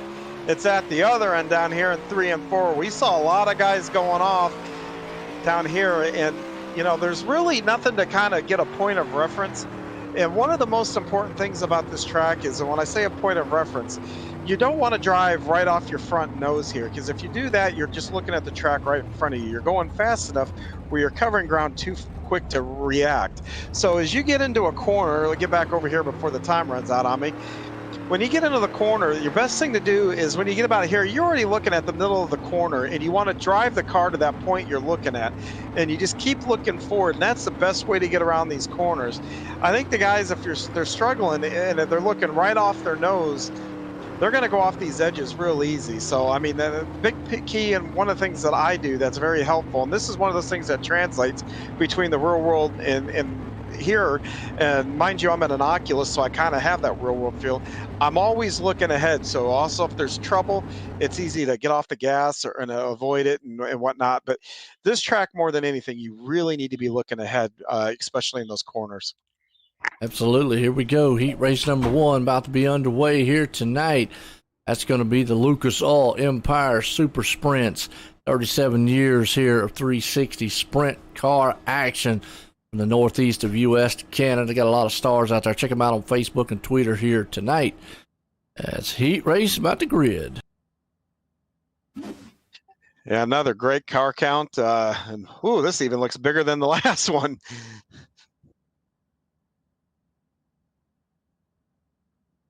Looks like Brennan Lacey will start second in this one. So he had looks like issues because he didn't grid for the feature in the last one. So hopefully he got it ironed out. And then you heard also Elaine Snook was having connection issues too. So we'll see if those two guys get everything ironed out for this race here. Absolutely, and like you said, Brendan Lacey's going to be out front. Jeffrey Barker right there with him. Blake Chapman starting third. Randy Shrees in fourth. Chris Schaefer up in the 5th place spot. Blake Depiet there in 6th. Stephen Bixel in 7th. Jeffrey Kemper 8th. Mike Kramer 9th. And Brandon Dittmer. Hope I said that right. 10th. Yeah, and I see Jeffrey Kemper out there, and I turned him in the late model race last week, and I need to apologize. I know. It was one of those where I just misjudged how fast I was rolling and how fast he was rolling, and over there 3 and 4 in Lanier, and around he went. So, Jeff, if you're ever listening to this, sorry, bud. No, he ain't, Jeff. He said he'll do it again. No. Well, I'd have it coming at this point. I got him pretty good there. I keep the excitement up and say, look, got in my way. You were slower. Yeah. Trust me, what comes around goes around. Hey, it's racing. Pace trucks in. Green flag about to fly. Here we go. Heat race 1, 360 sprints here. 2nd annual Mike Westbrook Memorial. And boy, Lacey gets a jump out front. Don't know who that was. Just shot down on the inside. It's the 21 machine there. Yeah, and I'd be keeping my eye right around that transfer spot. 1-1 over the top. Around. Not around, but he got really out of shape. That looks like that was Chapman. Yep. Tough break for him. He almost got clipped again, but it threw him all the way back to 6. He got Depiet right there hanging on to the 4th place spot. He has got Kemper. What's that? And the reason why I'd be watching around the 4th right here is because with the Memorial race tonight, there's a payout for these guys. They can take some full load of cash for that top 5. So, you got to be a little bit more up on the wheel to get in here. Top 5 tonight here in the feature. Take some money home. So you definitely want to get in that feature early on. Gets a good starting spot there. There's Depiet hanging on to the 4th place spot. Chapman's right behind him, trying to see if he can't close it in. In the meantime, Lacey is long gone out front. Sharif sitting in 2nd. Barker right there in 3rd. So the top 3 are pretty good sprung out. You still see Depiet though, but here comes Chapman. He is closing in. He's trying to get that spot away, and he does. Those slide job on the inside. Yeah, they're fighting for it. Like I said, that's punch your ticket. And it looked like right there with what Depiet did, he might have just got a little bit anxious kind of in the turn. Sometimes when you see a guy coming up your back end, you start driving that car a little bit different, and right there he's gone. Yeah, wow. That's an unforced error right there, and he's going to have to recover and run the alphabet soup. Just like that. In the show, out of the show, and like you said, he's going to have to run the long numbers here tonight. As Chapman's going to take that final transfer spot. Lacey's going to come home in 1st. Reeves in 2nd. Barker right there in 3rd for heat race number 1. That's usually not the place, too. You see where guys go over. But, I did it a couple times in the late model as you come over there. And when you're running that high extreme line coming out of turn 2 there, it's real easy to get your right side tires on the top of that. There's almost like a cushion going down the back straightaway, and it's real easy to get your tires on the top of it. And when you do that, it wants to literally yank you over and off the track. So you got to be real careful there coming out of turn 2. Yes, you do. Here we go. Heat race number 2, Icon Sim Sports, one-of-a-kind sim chassis. If you're looking for it, built for you, and definitely going to be, catered to whatever you need. They got some awesome customer service. Check them out at iconsimsports.com, and they will definitely get you fixed up with an awesome rig. John Short going to be the man out front. Croaky starting in 2nd. Kyle Moonen up in the 3rd. Patrick Spangler in 4th. Kyle Parker starting 5th. Daniel Blau in 6th. Gary Offit there in 7th, John Rayner Jr. in 8th, Nathan Aldridge in 9th, and Ryan Calissi round out the top 10. And actually looks like Ryan coming out. Did he grid? I think Ryan gridded. Nope. Ryan did not grid. Hopefully he can come back and run with us in the one of the Alphabet Soup races. Yeah. But as they get lined up here, it's good to see John Short out with us. He's one of the guys that are always tough to beat over in the Renegades on our Monday night. Doesn't run with us too often here on Wednesdays, but I'm thinking he's chasing that 50 to win race here tonight. So, and not only do we have that 50 to win race, we do real quick need to mention the Lynn's Huggables. It's Children's Night too. We got a whole bunch going on here tonight. So if you're out there, you got young ones, go out to our website, c2crl.com, and register to win. We'll have a drawing and get one of your youngins a nice little huggable that's handmade actually by Roger Craig's wife. So very cool stuff. Go and check it out. Yes, it is. Awesome, like you just said. So c2crl.com for all the information on that. Pace trucks off. Heat race 2 about to be underway. Short and company up front. He's not short on power, but here we go. Green flag. Him and Croaky going to go door to door, or actually side by side up front. And it looks like Short's going to take the lead. Oh, and he got caught up a little bit, and just like that, Moonin went around. That's a tough break for Kyle, but Kyle's one of those guys, if he gets buried in one of those features, he's a guy that can come through those things. So we'll keep our eye out on him for a little bit later, but you never know how these things are going to put Short on the outside looking in, too. Yeah, like I said, you never know how these things shake down, too. A couple of these guys could have problems, and he may end up just in a B feature, not a C. And right now, I'm just looking. You got Croaky, Spangler out front. These guys, man, are sliding these things kind of sideways. They look a little bit of wicked loose out front. Parker, Blau right now is the one for third and fourth. They're battling. You got Short behind them. Those Short's kind of looking at what's going on in front of him as he's right down the back tail tank of Blau. Blau's looking on the inside. You might want to be careful because those two get tangled up. They get knocked out of the show.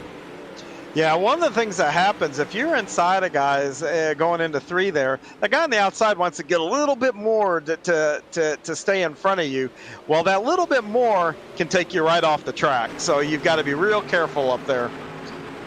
Oh, you see up top there, Short's bleeding that top side cushion right now. Rayner around in the back, unfortunately, but Short still wanting that fourth and final transfer spot. He's harassing Blau, who's got it. Blau's right there on the back end of Parker. He wants a little bit more cushion. In the meantime, Spangler out front with Croaky. So they're kind of splitting up a little bit, but still, anything can happen at this point. Yeah, my eyes are just locked on that fourth battle. Oh, John Short just pushed it. Oh. And he did exactly what I said, just trying to get that little bit more to get that advantage. But John's also one of the same boat as Kyle Moonin. You know, he's one of those guys that can come up through here. John won one of our Renegades races to open the season in the spring. So this is a good track for him. We'll have to keep our eye out for him later on in the night. But going back up front, looks like we got Spangler now just trying to here's something you don't say every day, but lap Moonin. Well, Spangler actually is going to win it here. As we got Croaky there in second, Parker third, and Blau's going to hang on to that final transfer spot as that pulls us to heat race number 3, Super Dirt Car Series, the premier Northeast Premier Series, showcasing the big block modifieds from Florida to Canada. And they definitely got some big crowds and big sound there with those cars. The Super Dirt Car Series here for heat race number 3. GJ Boydell out front. Jeff Flero there in second. Stephen Goldner third. Connor Ross in fourth. Lance Ripka fifth. Gabe Blau starting sixth. Zane Walters in seventh. Gary Goldner in eighth. John Hines not going to be out there, folks. But Derek Miller's going to start. Again, out there in spirit. He is. He's going to run around as a ghost. I wish I could do that actually, but yeah, once I DQ myself, which I just did, so it's going to take away. Looks like Miller's not gridding up either.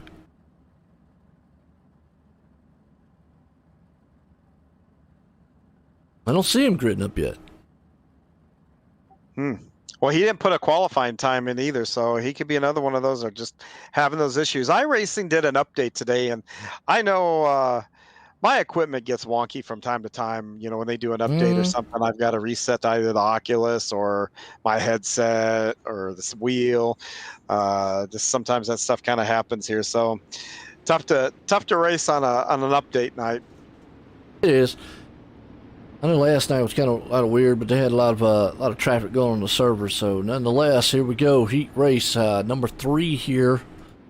Be underway. Super Dirt Car Series.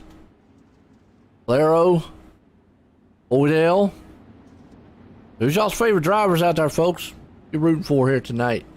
Let us know that you signed up on there for the kids' nights too. Yeah, and Connor Ross is starting 4th here, and he's a teammate of mine. I'm going to talk about him just for a little bit. It's Connor's birthday today. Happy birthday. So, yeah, and I think he's finally old enough to maybe get a milkshake. I don't know. He's a young kid out there, so happy birthday to you, Connor. Hope when you're watching this, I hope this race goes well for you, And the top 4 are all Canadians too, by the way. Well, that means you're going to see give and take. They're generally nicer than us down here south of the border. At least that's the rumor anyway. Green flag flies. We'll see what happens. That final transfer spot here is up front though. You got Flaro, Boydell, you got Connor Ross, like you just mentioned right there with the Goldner, and they're going 3 wide for the top 3 spots. Oh, Goldner got up there. Actually, Boydell got up in the wall a little bit. Yeah, Boydell was trying real hard to keep those guys behind him, and then I think he probably got a little caught up on what was going up behind. Oh, they're all synchronized. Are you kidding? Off. Man, Ross and Goldner off the track. Wow. Flaro, excuse me, off the track. Yeah, I think one just followed the other there. Wow, well, that's going to put Goldner out front, Lance Ripka there in second, Walters in third, another one off. And Boydell off the track, unfortunately. So at least Goldner up Flaro goes front. off again. Flaro's off again. Just overdriving a little bit, unfortunately. That's just his track for you. Gabe Blau's the man hanging on to the final transfer spot. Yeah, once you go over, and you want to get those spots back, like I said, if you try to get that extra, this is a track you can't get extra if you're going to run that cushion. You got to take what the track's going to give you, and it's kind of like Darlington, we don't get a stripe here. You just got to take what the track's going to give you. It's not going to give you anything extra. Absolutely. Right now, Goldner out front riding. You've got Lance Rupka there behind him. Walter sitting in third place spot. They're trying to close in on each other as Blau still hanging on that final transfer spot. You've got Barry Goldner right there behind him. He's seeing if he can't close in on Blau to maybe take it away from him, but a little bit of distance in between them as the white flag flies one more time.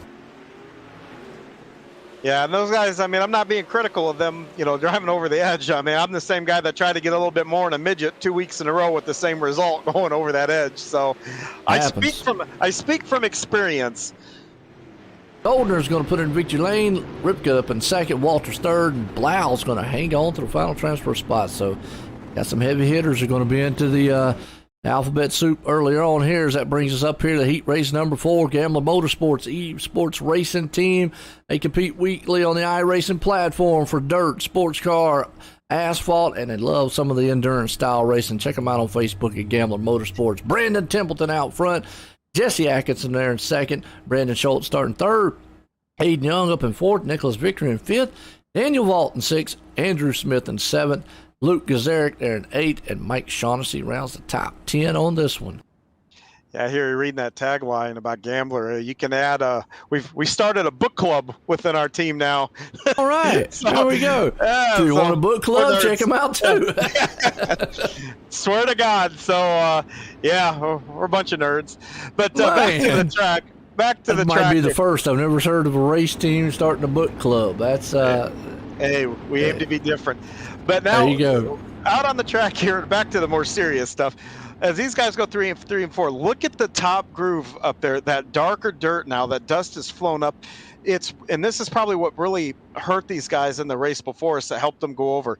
You can't see where that cushion is. All that dark, it masks it. So if you misjudge where your right rear as you're going over here, and it's like that at the other end too. That dark, and all what that is iRacing simulating the dust and dirt flying up from the bottom rows of the bottom 2 lanes there. So look for that top to be even more treacherous until it starts to look black up there again and all that blows off. Here we go. Pace trucks off. Templeton, Atkinson out front. Green flag, here we go. Templeton gets a good jump out front. Schultz right there behind him, though. Atkinson Victory's trying to see if he can't get up there to the top transfer spot. Well, it's a battle on for that final fourth place spot, though.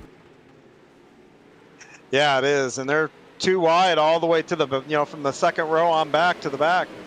Yep, out front there, you got Atkinson hanging on the third, but Young right there on the inside of him. You got Vickery on the outside looking in. He's probably tailgating going, guys, got to make some contact. Yeah, Brian Moore Sr. Yep. Shaughnessy did not grid on this one, so Moore Sr. off the track's going to have to run the numbers here, but you still see this battle for third and fourth. You got Young on the inside, Atkinson up high. They're actually closing in on Templeton, and Vickery's got his hands full with old Gazaric back behind him. Yeah, and I'm seeing multiple lines here, and up there goes Vickery. Oh, Nicholas Vickery was trying to close in, went off the track just like that. Eden still hanging on the fourth place spot. Gazaric, though, is actually it's Young trying to harass Atkinson a little bit. Yeah, like I said, what happened to Nicholas back there in the back straightaway is that dust over the top and being hard to see where your lines. He got his two tires on the top of that cushion, and it just yanked him right off the back of the track there. Well, look at Aiden Young take that top side. He is ripping the top up there on that cushion, not coming down any, but, man, he has got that thing rolling and is going to go around Atkinson, but he got closed up a little bit on Templeton.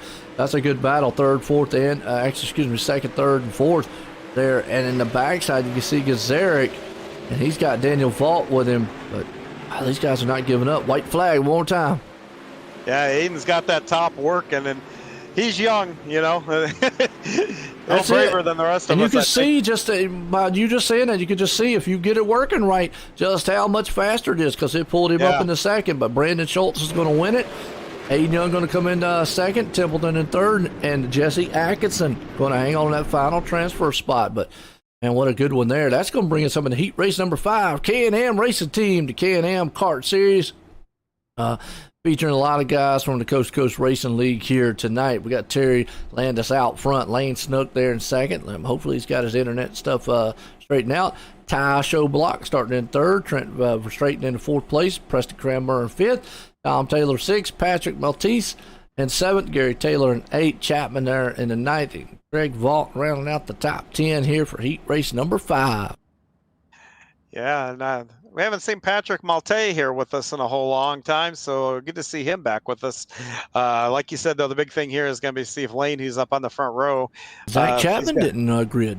It doesn't. Yep, Lane's there. I don't know why Zach wouldn't grid, but you know what? He texted me earlier and said something maybe about storms might be happening up his way. So we'll hope for the best that that's not the case here. He must be up northern, because we had some storms earlier here today. Yeah, he's up in I think like the northern Pennsylvania area. Okay, well, yeah, I think that's where the storms are. They came through here a little earlier, so I think they was heading that way. So it could be. Well, Landis out front.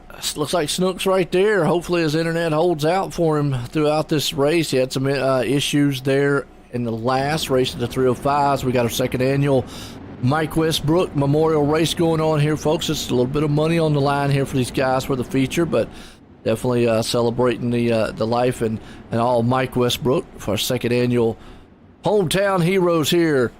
Cool Rays, Heat and AC, Coast2Coast Racing League, Hometown Heroes, that is. Check us out at c2crl.com. Also got the Kids Night tonight. You can check out all the information there on the website about how you can register your young one for that and prizes. So as always, here we go. Green flag, Heat Race 5. Straight and hanging on that fourth place spot. Look at Cranmer trying to get up there, though. Yeah, and like I said, they got that little bit of money on the line for the there. lead. Whoa. Oh, boy, I tell you, they thought about that coming out of the turn there, but Snook, he is long gone. He's hoping everything holds up good. Landis right in second. The battle's on for third and fourth. Cranmer's got fourth, but Straighten is sitting in the third place spot. You got now Showblock. He wants to get up there and show him what he can do. There's a little contact between the second place machine. Yeah, it looked like Terry went to fill a hole that wasn't there anymore, but well, I tell you what, you put a $50 to win race out there. That's a pretty big carrot for these guys. They're going for it. It is. We've seen a lot of contact tonight and good driving jobs by them, though, too. You know, normally a lot of guys would wreck out there. You see Cranmer taking that high side. And if he can't get around and run down Verstraeten, in the meantime, Showblock's hanging on to the third place spot. Landis is there in second, Snook's out front. But Verstraeten right now, he is getting harassed by Cranmer, who is down low, who has got Tom Taylor on his back end. Yeah, it's a heck of a battle for third, fourth, and fifth here. It looks like first and second have pretty well calmed down here. And once again, contact with second. As you say that, then Showblock says he comes up here, and they get tied up. That is not what you want. Verstraeten off the track. Landis off the track. Wow, that is not what they wanted to happen. That puts Maltese up there in the fourth and final transfer spot, along with Preston sitting right behind him. And Tom Taylor sneaks it up into third. White flag. Big break for these guys now. Looks like Cranmer's got one lap to get it done here on Malte. Oh, he tried to throw it in there. Slide job on the final turns. Well, he's got 2 more turns to get it done. He throws it on the inside. Boy. He got the slide job, and he was able to hang on to it. What a move out of turn 4.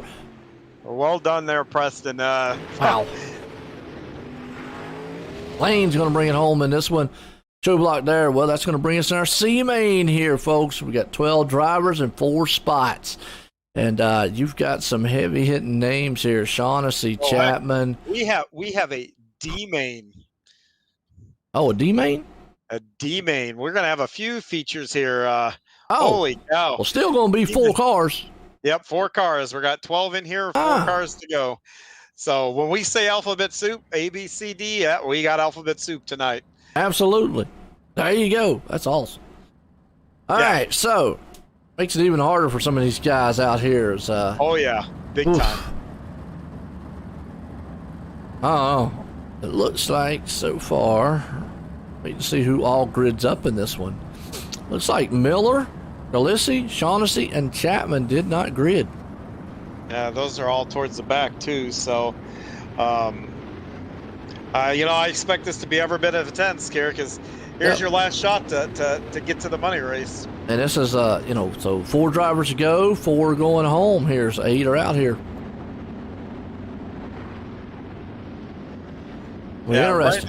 Right now, looking, the C main has 8 cars that are scheduled to be in it. Well, then we'll add 4 to this, so it looks like there'll be 12 in that, 12 in this.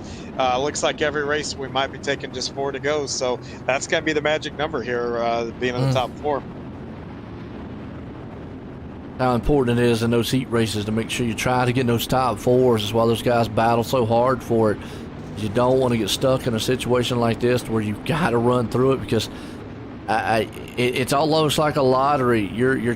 I'm not saying that it can't be done, but your chances are really slim to go from a D, C, B to the feature, and then for the feature and try to win. I mean, it's just a uphill battle as the pace truck's off. I know it's been done, but still, again, just a tough one. You don't want to have to do it if you don't have to. As Nicholas Victory, green flag flies. He gets a good jump out. Landis is going to hang on along with Schaefer in that 4th place final transfer spot. Yeah, it looked like some games are being played up front there, and Vickery's going to come out ahead on that. But once again, we got top 4 there. Yeah, Landis is down all the way to the bottom here and taking a look to the inside of Floro as they come down the front stretch and into 1. Verstraeten says, I want that final transfer spot. He goes to the inside there of Schaefer. Schaefer gets knocked back into 5th place for the moment. As you see Verstraeten right there, and Schaefer's almost off the track. You've got Moore Sr., John Rayner hanging on the 5th and 6th place spot. They're battling it out as Verstraeten's trying to get a little bit of room away from him. But here comes Moore Sr. to the inside. He wants the final transfer spot. Yeah, this is going to go right down to the last lap, I feel. It's almost forcing Verstraeten to go up top to keep that thing running around this track as fast as he can. I know he probably doesn't want to, but he's trying to keep Moore Sr. off of him. Sr. now is kind of losing a little bit of ground. The top 4 up front. You've got Nicholas Vickery, Flero, Landis. They're battling it out with those top 3. Yeah, and Verstraeten's got that top working too very well. He's almost like what Aiden was in that last race, just clicking them off up top there. He's ran the top 3 down, and from what I'm looking at here, he's faster than all 3 of those guys in front of him. Yeah, it is, and right now you see Victory out front, but behind him you got Flero, Landis. Here comes Verstraeten and company, and I know behind them, these guys got to be all so careful. I know they want to battle. I know they want to get up front and maybe win it, but you're in the show right now, or in the B main, in the C main. I'm so used to saying B main. You're in the C main. You see Verstraeten right there lose all kind of momentum, so you don't want to get yourself in trouble because here comes Deppinett. Yeah, and now he's got someone on his back door from being in and out. Well, right now, Verstraeten, he is blading that top side cushion, looking good, but here comes Deppinett right there on his back tail tank trying to close in. Oh, Verstraeten is just on that top side, just flirting with disaster. Yeah, and the thing that makes that so tricky up there, that track when you're up there, you feel like you can get more than what you're doing. And it's deceptive because you can't. You got to, like I said earlier, the track, you got to take what the track will give you. But watch out, fourth place here, final turn there, John. We're going to see Deppinett might try to go down the inside. He just wasn't able to get the momentum. Verstraeten was able to hang on. Wow, he tried. And then he's going to just shoot right outside the track. Yeah, has a heck of a battle there. Yep, now we get to re-rack them and do it all again. Whew. 12 here, 4 go to the feet up to B main this time. Oh boy. Yeah. And the funny thing is, the last 4 now, they have a little bit uphill battle because they're going to be in the back. But they just got off the track, so they know the track conditions. Plus, they got their timing, everything down. So the first couple of laps, strangely enough, they are going to have an advantage over the first, those guys that are right in front of them. So they have an opportunity here to make some ground up when they go green pretty quick because, usually for most guys, it's going to take them a lap or two to assess the track and know where they need to be on the track where they can go fast. So, look for that, those back couple rows here, that the first couple laps to make some moves. And you're right on that. And also guys like, Verstraeten right there, and it looks like and Flero did get out there. But for guys like you're talking about Verstraeten and Flero who, just came from that, they got to be a little aggressive too. And, maybe get some good lines like what you just mentioned. So we'll have to keep an eye on them coming through that field. But got their work cut out for them because they're starting back there in the 10th and 11th spot. And only the top 4 go to the B main. Yeah, and you see guys that, Kyle Moonen, who, I don't know how many races he's won on Monday nights in the Renegades. He's in here. Connor Ross is in here. Trem Verstraeten. These are all A-Series drivers that are in a C main. And that just, shows you the quality drivers in this league. There's no gimmies. No matter which league you're in, A, B, C series on Monday night, or just show up to run Hometown Heroes or our Thursday night. Whenever you show up, you better bring it. There are just no gimmies in this league. Yes, it is. Here we go. Pace truck's off. Gary Taylor and company up front. Green flag flies. As you see Cranmer right there on the outside. Already, here comes in the middle. Cranmer taking it up front. But, boy, those top 4. Contact. Ross around. Smith around. Ouch. That's a tough break for the birthday boy there and then Andrew Smith both. I think these guys had contact in the 305s, too. Ooh, more contact. Flero, Victory. That puts Moonen up in the 3rd. Aldrich there in the 4th place spot. Battle's on. Blinking. Landis is trying to get it, though. Good battle for 4th right now. Actually, it's heating up for the lead. It's actually a 4-car battle. It turned into from 4th place to a lead now. Yeah, and Landis just got himself a bunch of ticket to the next round there, right, hugging the bottom. He did. Moonen was able to split the middle there and get out front. Landis is down low. You see Cranmer up high. We're straightened right down the high side low. What he was able to run that cushion. Cranmer right there. That's Mike in front of him. Here comes Aldrich flying down on the inside. At some point, I think Verstraeten's going to have to go down low because it looks like Mike is taking that top side away from him right now. Yeah, it's kind of dangerous right now for him because Mike's not all all the way at the block on top. Him there.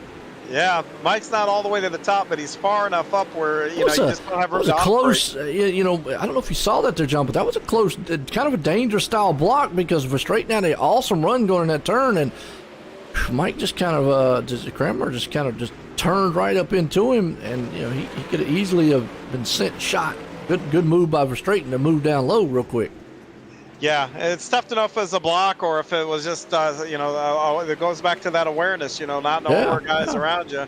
And either one can get you in trouble fast. Victory's off again, too.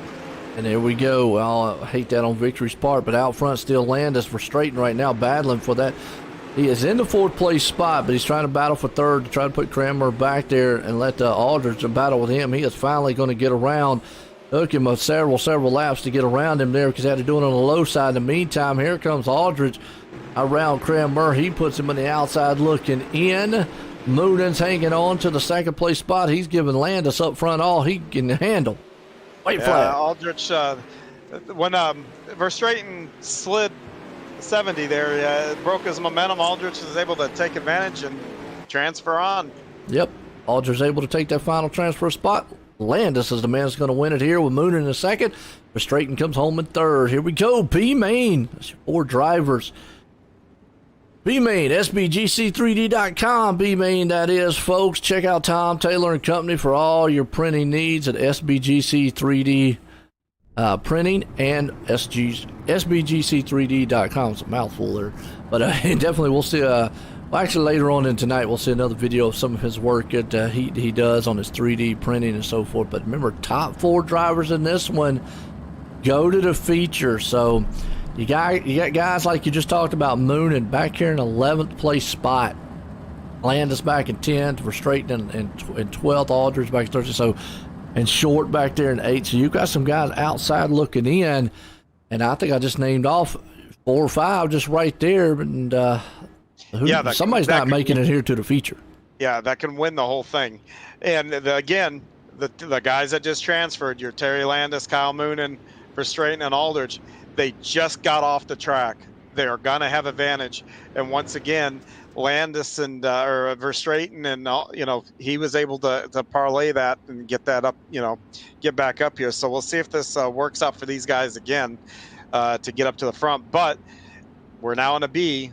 It's going to be a little harder to get to the front. These guys are a little bit faster, didn't have the troubles. You got Patrick Malte up there, Dan Vaught up there, John Short, Boydell. This is a who's who of our league. It's going to be tough to come up from the back. Absolutely. Here we go. B-Main time, SBGC3D.com. B-Main for our Cool Rays Heating and AC, Coast2Coast Racing League here tonight, 2nd annual Mike Westbrook Memorial Race. The kids' night here tonight, too, so all kinds of action-packed stuff with the 360 wing sprints. Here we go, out of turn 4, green flag flies. Kemper and Company up front. Goldner right there in the 4th place spot. He's got Company, though, and already falls back to 6. Maltese in the 4th place, and Dittmer hanging on to 5th. And boy, who that just went off? Boydell off the track. Wow. Yeah, they've just knotted all together. I mean, almost like hooked together from about 6 on back. They kind of broke up a little bit. John Short's making hay on the inside. We got another one off the back. That's Dittmer, Brian Dittmer, off the track. I'm watching Moonen come through the field here. He's up to 7th right now with the Gazaric right there in front of him. He's liking what he's seeing. Moonen is. Those the guys battling up there roundabout with Offit, Maltese, and Company. He's wanting to see those guys beat and bang a little bit and get him up there. John Short's moved up into 2nd now. He's come from a way back, and now the next one up there. It looks like Patrick Malte is now in the transfer spot, and it looks like Kyle Moonen's now going to be the car behind him coming out of the corner. I keep remembering that Malte. I keep saying Maltese for some reason. I don't know why. Apologize. Well, he's Canadian. That's why I'm saying Malte. Okay. Oh, Kemper off the track. He was up front. Wow, just like that falls out. That puts Moonen in the final transfer spot. Yeah, that puts Kyle in there, and Malte and Daniel Vaught, and puts John Short out there in the driver's seat. Yeah. Wow, so just like that, like we said, some heavy hitters getting some a few breaks, and that's what you kind of need. If you're starting in the back like that, you just need a few little breaks. I know you're fast to get through the field, but sometimes a little bit of help. And now it's found Moonen in the show. As long as he can stay there, he's got Gazaric though on his back end, going to try everything he can to get up there around him. Yeah, Moonen wants to get that 3rd place just to get that buffer. But right now, the laps are winding down here. Just a couple more to go. Yes, it is. Now out front, Short's got it. Vault sitting in second, Maltese there in third. You got Moonin sitting in battle zone for second, third. It's kind of what they want to see. But up top, Gazaric, he took that fourth place spot away from Moonin. Yeah, he did. And boy, they are fighting tooth and nail here with one to go. Oh, that is not what you want to see. They got together. Moonin is out of it. Oh, no. Gazaric, Aldridge. That puts Vault sitting in fourth just like that on the final laps. Going to this one, Daniel Vault's going to hang on to the final transfer spot. Ooh. Landis comes in the third. Motte right there in second, and Short hangs on to first. But, man, just like that, Moonin, he was in it, out of it. Yeah, it doesn't take much there. And then the contact between Vaught and the 419 there, that essentially ended Moonin's night. So unfortunate, he's just kind of a victim there. Yep. Well, folks, that brings us up here to intermission here tonight. And I tell you what, it has been a good night here of racing. We had a 305s earlier on, but some great nights here. We got our kids' night here. Check us out on C2CRL.com at C2CRL.com to get all the information there and to register up your kids for Lynn's Huggables, as they'll have a drawing for one of those. And awesome here tonight. So we got our second annual Mike Westbrook Memorial Race going on right now. Got a little bit of money. And John, I know Mike was a good guy there at the Coast2Coast Speedway. Give us a little bit of insight on who Mike was, and maybe career, and just some information on anything that the fans are on there that don't know Mike. Yeah, Mike was, we believe, around 45 years old, and last July he wasn't feeling well, had no previous heart issues or anything like that. Wasn't feeling good, took some aspirin, and even walked to the ambulance, and then unfortunately he died shortly after getting to the hospital. And Mike had been a crew member for Dylan Westbrook, and Dylan was Mike's nephew, and Dylan is a 3-time track champion out there at Coast2Coast, and now he runs the National Lucas Oil Tour with the Wings 360 Sprints. And Dylan got a hold of us and wanted to honor his uncle, and put up $150. We're going to spread it out along the top 5 and 50 to go to win. But going back to Mike, he left behind. He was married. He was a heating and air conditioning guy, which I got a feeling that, to be honest, up in Canada, he probably was more of a heating guy, air conditioning guy. But, he was married. He had no kids, but he had nieces and nephews, and that's, where Dylan fell in. He was married. He had parents and everything else that he left behind. And, if anything else, I would just say, the future, you just never know. So it's kind of one of those stories of just kind of makes you want to go tell the people around you, hey, I love you, and give them a hug. And Dylan has just been on fire this season. I don't want to, it's his uncle, and I don't want to make too much about him, but I know that he's probably been racing with a heavy heart here, because Mike seems to be a big part of his career. And Dylan is making his uncle proud with what he's doing this year. I saw him a couple weeks ago at Knoxville. I even went down on the pits and to meet him, but from what I understand, he might have hopped in the shower in his hauler. So I didn't get a chance to meet him, unfortunately, but who knows? Maybe our paths will cross again at some point in time. But Dylan's got to go run the Knoxville the 360 Nationals. So, that'll be coming up, and I'm sure his uncle will be on his mind there. And once Coast2Coast fires back up and everything else, he'll be sorely missed around the track there. But it sounds like he had a full life. And I saw a picture today of the truck that he left Dylan, a nice blue Mean Machine looking pickup truck there. So that's kind of the whole situation. And that's who Mike Westbrook was. Just a good, fun-loving guy that definitely it was taken from us just a little too soon. Yeah, like you just said, there's just kind of a sad situation all around. You just never know. 1 minute you're out here, you're feeling all great. Next minute, just anything can happen. So But again, love the sport, love the the dirt car, love racing, and it's awesome. It's good we're able to sit here and remember him and give a good show here tonight, because it has been a very interesting and fantastic show. And folks, just to give you kind of a heads up too, I'm bringing it up real quick here. Top 5 drivers tonight. They're gonna get some money out of this, and it's 150 total. Been donated tonight from the Oswegan champion, Dylan Westbrook.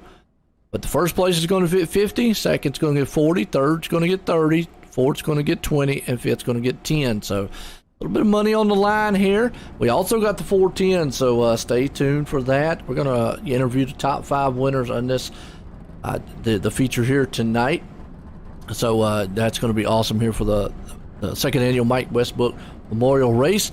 But we still got 410 wing sprints, and just since we're kind of extending the 360 a little bit here tonight, we're only have a 20-lap feature on the 410s.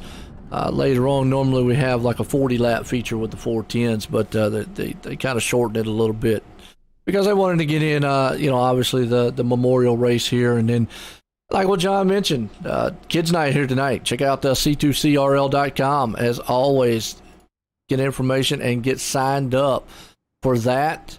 Get your kids signed up out there as we're getting set here for our Cool Rays Heating and Plumbing Coast2Coast Racing League feature. It's going to be a good one here. How many laps? 60? 40 laps tonight. 40 laps. No, see, my third screen over here is so small, and that's where I have the lap counts at, and I have a hard time sometimes looking at it. So. Then I just chalk it up getting old.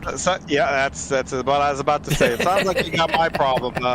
They gave me these glasses to see up close and read with here, and I got a pair. Yeah. And when I put them on, I put them on the edge of my nose, and my wife laughs at me because I look like one of those guys that, like, you tilt your head back when you look, because they're on the end of your nose, and you're looking at something and reading, and I don't know how, like, it's just another expression when you're tilting your head back and you got your eyes kind of looking down and your eyebrows stuck up in the air.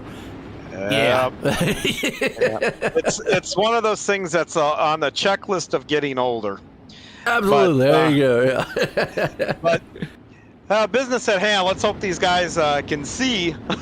Yes, absolutely. Yeah. I know last weekend with these cars with a little more power, I expected dust to be a little bit more of an issue here. But I'm in car here with Patrick Spangler, riding around here, and I'm looking at the track, and it looks like the middle of the track of 3 and 4 is going to have some, but that cushion up there is defined. Remember earlier when I said, all that dirt over it? Now, if you look at it compared to earlier, you can see it, but I'm going to tell you, it's going to be treacherous getting into those corners. These guys are going to have to take what the track can give them. They're not going to get a whole lot extra. They're going to have to be patient, let that car rotate, let it, roll through the corner without using too much throttle. And the guys that could do that, those are going to be the guys to beat tonight for sure. Well, we had a lot more guys in the last couple races with those Constellations run the top lane, so that might have helped out that top side cushion a little bit. Like I said, kind of push it up and over and pack it in. But here we go. Pace trucks in. Feature time tonight here. Green flag. Oh, wait a minute. We're doing a 4-wide salute. My bad. Timeout. That's right. I almost forgot about that. Folks, we don't see it very often, but if you go to real racing, real dirt track racing, especially the sprint cars, they do what they call 4-wide salute. Normally, the 4-wide salute in dirt racing is a thank you to the fans for coming out and so forth. Tonight it's kind of in remembrance and memorial for Mike Westbrook, but this is a cool sight to see here as you'll see these guys storm around this track 4 wide, slow pace. They'll all be lined up, synchronized, and it's just a cool looking thing to see. It really is, and then it's cool to be a part of, both in real life and even in here too. I've been fortunate enough to be in both situations there, and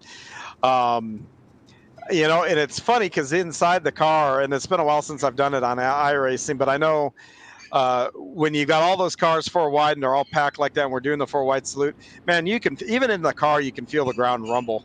It's a pretty cool feeling to do, and tonight we're doing it in remembrance of Mr. Westbrook here, and like I said, I don't know if his family are watching or not. I hope that they are.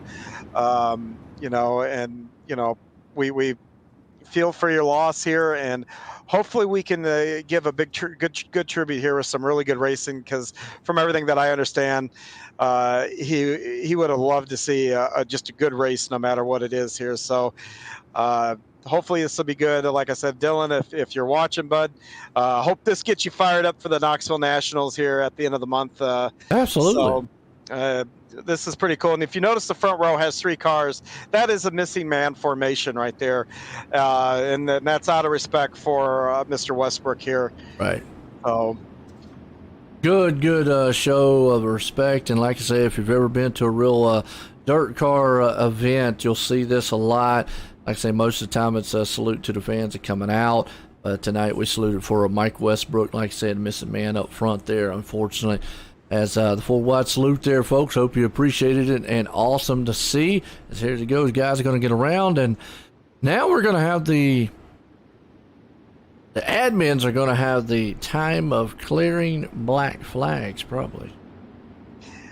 Yeah, they're in the green, so there won't be any need for it. Just to make sure everybody gets back in the line here. And personally, as a driver, I would never say this, but you know what? I'm in the booth with you here, Joe, tonight. So personally, right now, I'd like to see him start 4 wide. Just throw the green flag and let him go. That would have been cool. Well, until they got to turn 1. Yeah, until they got to turn 1. Yeah, it would have been cool starting off, firing off. But here we go. Here we go. Like you said, everybody's lined up. Feature time and go. Well, a little checkup up front because they didn't have a flag man, and it's going to cause a little bit of chaos right there. They're not normal. They didn't know when to go, so no fault there. And you just saw Croaky get nailed in the back. Let's go back on the Malcolm Mills replay and see. We saw him in the picture there. Yeah, just kind of a little mix-up because normally you see the flag man go, and the leader was like, well... Yeah, the leader went, stopped, and without hearing what's going on, I've got the race chat silent, so I can't hear what they're saying in there. But I'm sure that, just a really, really bad luck. That's a tough break there for. I don't know who that was there. No, they probably should have done on that one is once they got them all lined up, throw the caution. Yeah, maybe. And that would have. I mean, I'm just saying it could have. Because now you're definitely going to know because of the flag man. And that's what it kind of looked like. It kind of was like, should I go now? Because normally you see the flag and you go green. It just kind of checked them up a little bit. And no fault on none of the drivers out there. Just guys they don't do that all the time. They don't do the full white salute all the time. If they did it all the time, then they'd be used to it. And like I said, that's just that's a extremely tough break for Croaky. But Croaky's a fast guy, so he'll be one of those guys. He'll be back here with, Kramer and Landis, and those guys are fast. So, we can look for them to move up here. Absolutely, yeah, because it puts him back in the 24th spot there. So, I'll see what happens as the lights off on the pace truck here. Here we go. Got Lacey, Spangler, and company. Gonna be a wild one here. Looks like to go single file. Yeah, it looks like they will go single file here. All right, pace truck about to duck off. Lacey up front, Spangler there with him, Goldner, Schultz, Snook, green flag. Here we go. We're racing here tonight. Mike Westbrook Memorial Race here. Feature time. Remember, top 5. They get a payday out of this one too. And the leader's off. Yeah. Who is that? That is Brennan Lacey. Lacey, and a big one in the back too. Snook's involved with that one. I'm not sure. I saw Snook go around. Let's go back on the Malcolm Mills replay and see. Not telling me anybody else there. You saw Lacey go up and over. He came back on the track, and then Snook kind of went left. I don't know. Maybe if he thought when Schultz came up, he was beside him and got scared, and I don't know. I'll go back and watch it one more time. Lane might have spun the tires coming out of the corner. You see his car jump sideways and comes down and gets into Randy Shreves. And Lane has also been having, connection issues and stuff like that tonight. So it could be either he just got a little over ambitious with the throttle, or he's still having a problem. But he is moving on after that. So I'm going to think he probably got a little over ambitious with the throttle there, kicked the back out. Unfortunately, that's a big break for Brennan Lacey. Because it's not going to allow him to lose any more spots. John, Lacey came back on the track right there at the tail end of Snook. I'm going to go back on the. Maybe Snook thought Snook was in front of him there, and then whatnot. He might have thought his spotter might have said car inside. You know how that works, that delay. Oh, absolutely. But if you look right before he comes back on, Lane's car really kicks sideways. Not like he's trying to avoid, just a little overambitious on the throttle there. Yeah. Either way. And it's easy to do. I mean, this track is an ice skating ring, so like a guy like Lane who ran a heat race with all kinds of tech, they had a quick practice session there. It's just got to take time. He's still going to maintain fourth, and Schultz going to maintain there in third. So we're still all right here. Spangler out front, Goldner there in second. Schultz third, Snook there in fourth. Lacey up in fifth. That's your top five. Remember, that's the money spots right there. Green flags, back at it again. Spangler gets a good jump on the field. Yeah, he does. And then Stephen Goldner and Brandon Schultz, they're sitting second, third. Those cats like that high side. Watch it once they get it rolling. Yes, it is. You see right here, Lacey back there in the back in that fifth place spot. As he's got Young looking on his back end. You got Showblock back there too. Show goes to the inside. Going to try to take that spot away with a good slide job move on Young. No, those two are back at it again, but here you go. Well, Lacey and Snook, they're going duking it out up front. Yeah, and those are teammates. But I'm looking here at the dust. Unlike the 305s that didn't have the power to throw it up, this dust is going to be an issue for these drivers. It is. Battle up front for the lead. Goldner's right there trying to look on the inside of Spangler. He's going to see if he can't throw a slide job on it in the middle of them. We're right along with Lacey right here. He's back in that fifth and final spot there on the Monday spot here tonight, as Young behind him a little bit off right now. So we'll have to see. And then you just see Showblock just throw an awesome slide job right there around him. Yeah, he moved up there, and that was a good one because he moved up early enough in the corner where he could actually get momentum rather than being crossed over. So that was a picture-perfect slide job in 1 and 2. Here comes Showblock. He's going to see if he can't pull up on the back tail tank there, Lacey, and see if he can't climb him in a little bit as Snook's been able to move away. He's going to go up there in that three-car battle with Goldner, Schultz, and Spangler, but Lacey hanging on to the fifth place spot. Yeah, and there go Brandon Schultz for the lead. The slide job on Patrick Spangler coming out of turn 4. It did. Good move on his end. Schultz takes it back to the top spot here. Spangler's right there with him, though, and here comes Goldner. He's down low, going to see what he can get done. Good race up front so far. Yeah, I think if Goldner's going to make a slide job, he's got to do it over in 3 and 4. I just think you lose too much momentum going that late in turn 1 and 2 here. So he's right up on his back bumper here going down the straightaway. Look for him to dive maybe in the... Oh, you're not going to do it this lap, but here in another lap or two, you watch. He'll dive to the inside to try to go around him in 3 and 4. It is right there. You got Goldner, Snook right on the back end, and Spangler. Oh, Goldner got together with Spangler. Spangler's off the track, and then he comes back up and then just smacked another car. Yellow flag is out. Wow, just two cars racing hard to hard just got together. Yeah, that's a product of, like I said, that scrubbing the speed off. I really thought, having watched his teammate pull that move off in 3 and 4, that's where Steve Goldner would have tried to do it. But that's where, you just scrub more speed than what you anticipate. You're sliding up, and there comes a point of no return where you can't really bail out of it. You're committed to sliding up there, and it just caught Spangler out. I'm sure Spangler's not really thrilled at that, but he should be able to get a fast repair here and get back out there and get some spots back. And it's the two guys battling hard for position right there. Like I said, just come together on the track. What puts right now Schultz out front, Goldner there in second, Snook hanging on to third, Lacey in fourth. Showblock moves up into that fifth place spot right now.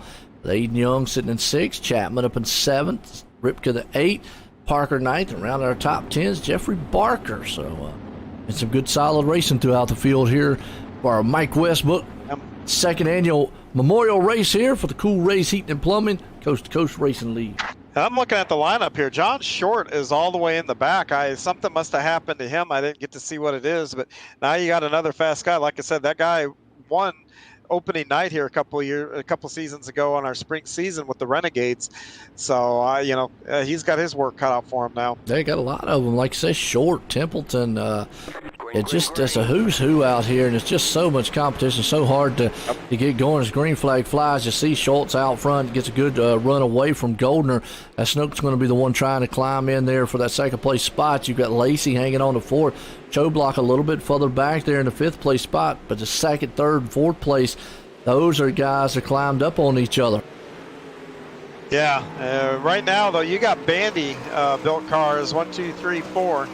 That's why I always say that team's like the gold standard. Right here, they're proving it, being the second in the top 4. We got one over the top. Choblock, who was in the fifth place spot, up and over. Let's go back on the Malcolm Mills replay, see what exactly, or kind of just get folks out there and let them see what happened to him here on the track.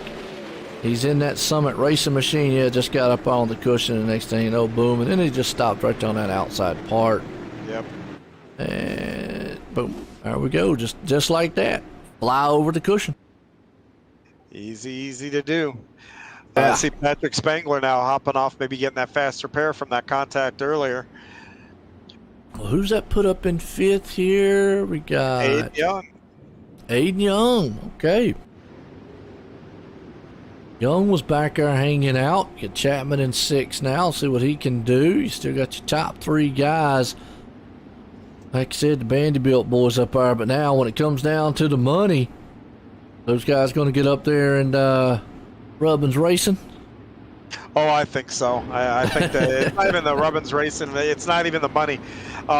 I talked to, at least Goldner quite a bit, and I'm going to tell you, it's bragging rights. These guys, they like to beat each other, and then most teammates like to. I mean, if you go ask the Spartan guys, they all want to beat, somebody within their team. Here at Gambler, is whoever's the best that night. You just want to beat your teammates, and not because you don't like them or anything. It's just good competition, and so I can assure you, those guys, never mind the money. They want to beat each other. Yeah. All right, gonna go single file here. Schultz, Goldner, Snook, Lacey, Young, top 5. That's where your money spots are there. Right now, it's been all Schultz here, but I know he's gonna enjoy single file start. He gets a pretty good jump. So does Goldner right behind him in the top 10, the second, third and fourth place, there with Snook and Lacey. They're on top of each other, and here comes Young right down the inside. He wants that fourth place spot. Yeah, he does, and now he's just got to be disciplined here on these corner entries because he's using that top. If he tries to get that little bit of extra, you saw what happened a second ago to Skolblock. You've got to be patient up there. Yes, you do. Still Schultz out front leading this one. Watching that battle right there around fourth and fifth. See, Lacey gets a little bit of run. Aiden's falls back in the back there with Chapman. Chapman's up top, trying to get that fifth place himself. You got Ripka, and you got a slew of machines in the far back there, been battling too, around about the 8th and 9th place spot with Parker, Landis, Barker, and Blau. Oh, we got one off. That looks like Brendan Lacey went off the back. Did. Yeah, it looks like he got to the top. He got to the top there, and it just he drove right off the back. Looks like he's kind of come back on and re-enter at the back. He's going to need a caution to pack everybody back up. Lacey, unfortunately, right there. That still puts Schultz out front. Goldner there in second. They're split up from the top 3. Snook sitting in third. Aiden right here in the fourth place spot. Chapman now, he's in that final money spot there. Showblock off. Reckon. Let's go back on the Malcolm Mills replay. See what happened to Showblock. I had a feeling he probably just ran up on the cushion, but we're watching right here. And about, yep, cushion got him. Replay. Wow. I feel his pain. Like I said 2 weeks ago, one week I was leading the midgets. Next one I was well up in the top 5, and over that edge, you know. That's Lernerville. It's in his name. You learn. Yeah, well, that's to imply you learned something here. You know, in my case, I didn't learn anything and went and did it. So happens once, you know, shame on the track, and happens twice, you know, shame on you kind of thing. Or you learn that that cushion will throw you over the top real easy. Yeah. Yeah. that look, it don't play. It's it definitely. That's why I kind of like this track a lot. It's way different. Doesn't have the walls there, and again, I always say it week in and week out. It's in its name. It's Lernerville. You learn something, whether it's good or bad, here at this track week to week. And a lot of these guys right now, but it's all Schultz out front. He's liking what he sees here. Goldner's there in second, Snook's in third, Aiden Young in fourth. And old Chapman's hanging on that last fifth place spot for the money spot here. So here we go, lining the back up single file. The other thing about this track and that cushion and jumping it, you know what? It doesn't discriminate. You see some of our best drivers jump it. Nope. You see some of our intermediate drivers and the guys that, you know, maybe in the back in a particular car or whatever, and it doesn't matter. It'll bite anybody. And I've done races here with pro drivers, and again, even with them, I mean, they're some of the best on iRacing, and you know, this track just will show you that, look, you can run out of talent real quick, real easily, and get yourself in trouble. As we go back green, up front, Schultz, Goldner. Snook's going to try to go down low this time. He's been up there in the high side. As you see back here with Young and Chapman, well, they've got Ripka and Landis right now back here battling on them.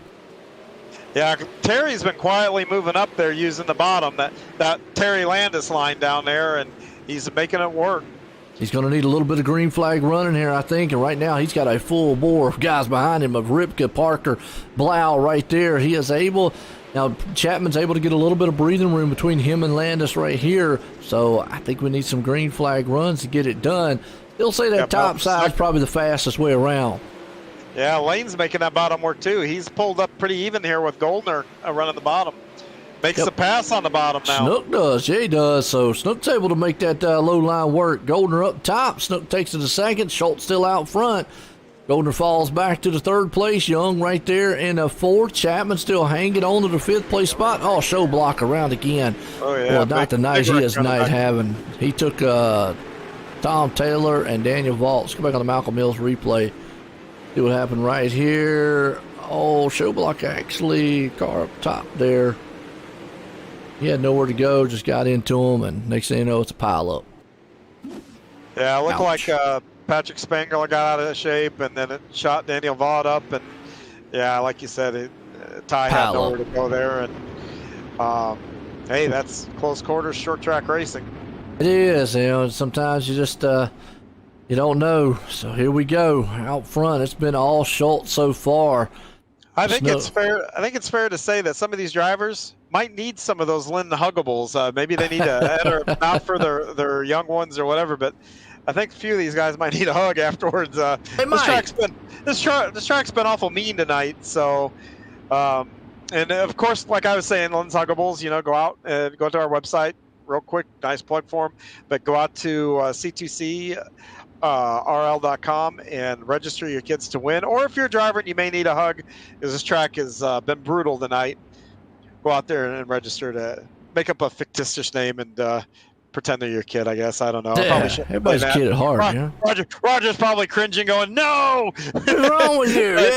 Yeah. But anyway, it's the racing's been fantastic, but these you get any guys named Little Johnny that registered, you know what happened. So there you go. Yeah, I mean, this track has been brutal tonight. These track conditions, this track is well burned up. We had a huge field, one of the biggest ones that I've seen. So these are the toughest track conditions. They may very well see all year. Green flag, back at it. Schultz gets another good jump. You got Snook, got Goldner right there on his back end. As you see Young trying to hang on to fourth place as Chapman's there with them. Snook gets a little sideways down low, falls back to third. Goldner up top. But again, another good battle happening back here around about fourth or fifth place spot. Yeah, it's going to be interesting to see what Lane could do with Brandon around top. But Brandon's he's just got that top. He's got that top on lock. He's just gone. He does. Got a car off the pace back there. Yeah, but now it's heating up. We got a couple of them that went over the top. Zane Walters. He entered the pit, so he was able to get off the pits right there. But boy, the final transfer spot right now is between Landis and I say transfer, but it's for the money spot there. Landis right now is in that 5th place spot, along with Chapman, who's falling back. So that's where that key position is here tonight. Yeah, Terry in that bottom line. It's not. Well, I'm not calling it the bottom line. That's just the Terry Landis line, and the guy's remarkable down there. Yeah, I like it. I know Ryan Beagle loves running that low line. It's just he's got to be able to get up there. And those guys, if you've got somebody up top that knows how to run the top side here and has the confidence to do it, the low line, I just don't think can overcome it. No. You need a little bit of help to get it done. Not saying it can't be done, but you just need a little help. Right now he's in 5th, though, hanging on to it.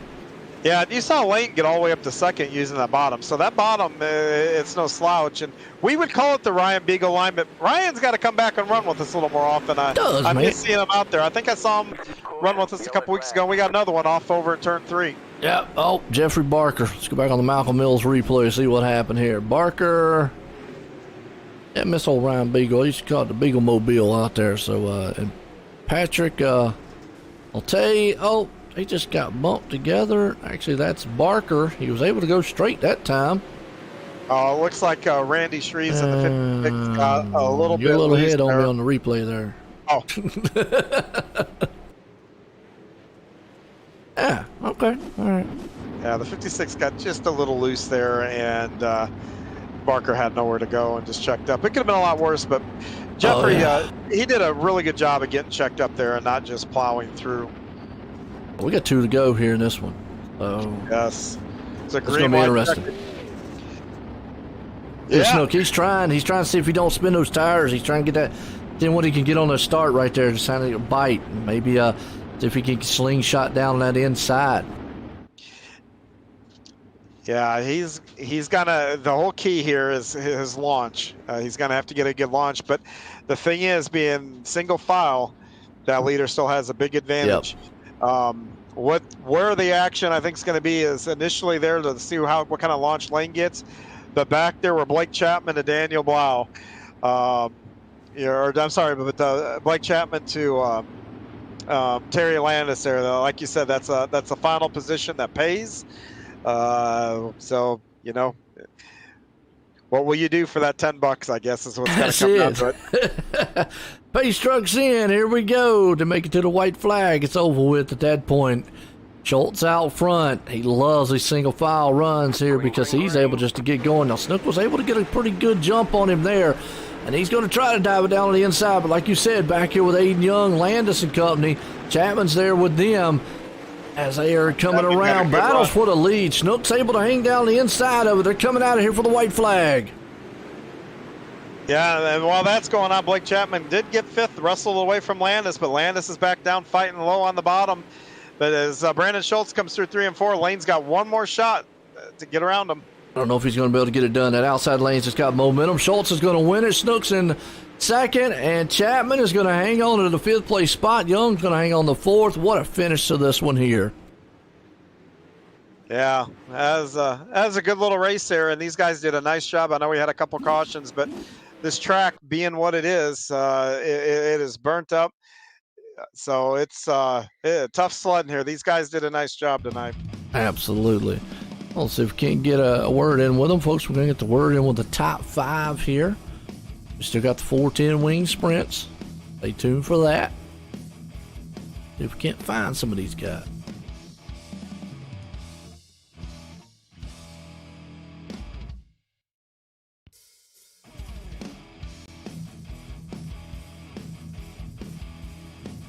Okay, folks, Discord decided to die on me. Oh, no. Well, we've got 4 out of the 5 in the waiting room right now. Oh, what in the world happened? Discord decided it just went doop, doop. Okay. All right, well, let's bring up our 5th place man. Actually, well, no, he ain't in there yet, is he? No. There he is. 5th place man, Blake Chapman. Bring him up here, get a word with him. Hey, Blake, this is John Hine in the booth. You got a copy? Yeah, I got you. Hey, Blake, heck of a run. Get around Terry for the last place there and to grab a $10 the spot for $10 here. Walk me through your night here. From the heats on, what was your night like tonight? Well, coming out quick time, struggled a little bit in my heat with some contact, but the plan coming into the feature was to stick to the top, and made my way up from 16th, and that bottom was really coming in at the end, and Landis was running it pretty good, but I think that last caution helped me. I was hoping Aiden would go down and block it, but I'm not sure what happened to Landis there on the bottom, but it was a heck of a finish, and I had a lot of fun. Yeah, you put on a heck of a show. Did it get hairy? Because you were kind of back a little bit in that hornet's nest through the early part of that race there. From your standpoint, did it get a little hairy? You have any nervous moments in there? Yeah, there was a couple, but most of these guys are pretty clean drivers, so I wasn't too worried, and I just had to be patient because 40 laps, it's a long race. Yeah, that's one thing I was stressing on the broadcast. You got to take what this track will give you, because if you try to take more, this track will bite you, especially up on the top side there. But hey, a heck of a night at $10 here for the on behalf of Dylan Westbrook and in honor of his uncle here. Who would you like to give a shout out to? Oh, I want to shout out Dylan. I know I met him down at Knoxville. He's a great guy, and him for putting up this money. And I plan on going to the Knoxville Nationals, and I hear that some of the Westbrook family is going down there, so excited to meet them, and got to thank all the guys down at Wide Open Motorsports and BB7 Setups and Joe White for putting this on, and you for helping him out, John. Oh, no, thank you very much. Are you going to the 360 Nationals then? Yeah, I'll go down for a couple days to the 360 Nationals with well, then we're going to have to get contact. I'm actually thinking about going too. I know Roger's going. We're going to have a C2C, go over to the Dingus and have a C2C little beer powwow or something. Oh, yeah, that sounds like fun. All right, man. That is Blake Chapman, our 5th place finisher tonight. Absolutely, Blake Tratton bringing it home here in 5th place, bringing home that $10 there. Wade Young bringing it home in 4th place here tonight. Hey, Aiden, this is John up in the booth. You got a copy? Yeah, you do. Hey, bud, solid finish tonight. Walk me through your race here. Yeah, it's just tough race, just throttle control. It's been a while. That track looked like that was a lot slicker than what it's been in almost anything, even the charity races or anything we've done here. Was that the case out there? It was really slick. You just had to find them grooves where it wasn't so slick. Where was working the best for you? Through the middle, top, bottom? And there's a patch or 1 or 2 that was pretty good for me, but everywhere else I was just holding my own. Well, man, you held your own right all the way up into the money there. You got a 4th place position here tonight. Great job tonight. Congratulations. Anybody you want to give a shout out to? I just want to give a huge shout out to Dylan Westbrook for doing this. This is awesome. And obviously my team, Gilmer Motorsports, Young Gun Creations, Mid-South Sports Support, and anyone else that came out to watch. Well, great. Aiden, once again, congratulations on a solid top 5 here, and then got a little cash in your pocket. That's Aiden Young, our 4th place finisher tonight. It is, right, like you said, right there. Aiden doing an outstanding job coming home in 4th. And Stephen Goldner bringing it home here tonight in 3rd here. Steve, Joe in the booth, got a copy? Yeah, I do, Joe. Well, I tell you, you won the first one here. Now you came home here in 3rd in this one. Got a little bit of in the money spot here tonight. How was that car there early on? It was okay. It was better early on than when it was late. I kind of struggled all night. I think just didn't really have the confidence to hit the lines I needed to be. But, we still made the best of it, I guess. Got to be happy with a 3rd. Absolutely. Like you said, come home in 3rd here tonight for the 360s, the 2nd annual Mike Westbrook Memorial Race. Got anybody you want to thank for a good run? Yeah, first of all, you got to thank Dylan and Dan Westbrook for, Dylan for putting up money and everything that they went through with Mike there. And Wegman Brothers, Bio.com, Bandy Built Guys, Velocity Race Designs, Dirt Doctor Trucking, Fits Perfect Photography, and everyone else in the league, and you guys for the broadcast. I'll tell you what, there you go, folks. 3rd place man, Stephen Goldner. Ran up our 2nd place guy here, Lane Snook. Lane, you in the booth, got a copy? Lane, you in the booth, got a copy? Yeah. All right, Lane, I'll tell you what, you was able to get up out of the 2nd place spot. How was the car feeling? I don't know. It was decent, I guess. Wasn't really. The track was super slick tonight, which is, I'd rather it be that way than super tacky. But I don't know. I think it felt pretty decent on the bottom. It was a little tight, and I was overdriving it up top probably. But Brandon had a good run. And I think I could have got it loosened up on the bottom. I might have had something for him. I'll tell you what, you tried your best. You got down there low. You came home tonight here in second. You got anybody you want to thank for a good run? Yeah, I'd like to thank Velocity Designs, Lernerville Racing, Jesse, Brandon, Golden Moonin, Lacey, Fitzy, JP, Dirt Doctor Trucking, Bio.com, Powerhouse Motorsports, Magnum Brothers, you guys for the broadcast, C2C Racing League, Westbrook and them for putting this on, Universal Sediment Service, Jack on Howard Associates, Keystone Alliance, KKP, Keystone Running Products, Fox's Pizza Den, Mexico Race Beef Fun, Snoop Dirt Designs, The Old Hatchery, and Fitzy's Perfect Photography. There's your second place man, Lane Snook here tonight. Good run on him, but this guy here puts it into victory lane for the Cool Rays, Heating and Plumbing, Coast2Coast Racing League, victory lane. Schultz, Joe at the booth, Kaka. Yes, sir. Well, you bring home the $50 tonight. Richard here in this one for the second annual Mike Westbrook Memorial Race. How was you feeling? How was the car? Car was really good. The fix set they had us on was pretty stout. It was solid. You could trust it on the top, and I think that was a big reason why I did as good as I did, just because the iRacing fixed normal set is just kind of pretty risky. But yeah, no, it was a super fun race, and I really got to thank Westbrook for putting this on. It's really cool that they did this for us, and yeah, it was just a really, really fun race. Absolutely, and you was able to bring it home here tonight. Put it in victory lane, put a little bit of money in your pocket as always. Good calls here. You got anybody you want to thank for a great, outstanding run and a win? Oh yeah, just all the guys at Bandy Built Racing. Bunch of really good guys and awesome teammates. Got to thank them. Like I said, Westbrook, definitely got to thank him for putting this on. Got to thank BioOil.com, Fits Perfect Photography, Velocity Race Design. Ross does awesome work. ABR Setup Shop, some of the fastest sets you can buy. Dirt Doctor Trucking, and Roger for putting on such an awesome show for us, and you guys for an awesome broadcast. As always, like I said, there you go. Winner tonight here with the second annual Mike Schultz Westbrook is I moved John out of there, but Mike Schultz Westbrook Memorial here tonight. Well, folks, we're going to where we got a 410 wing sprints. We'll be right back here in a few.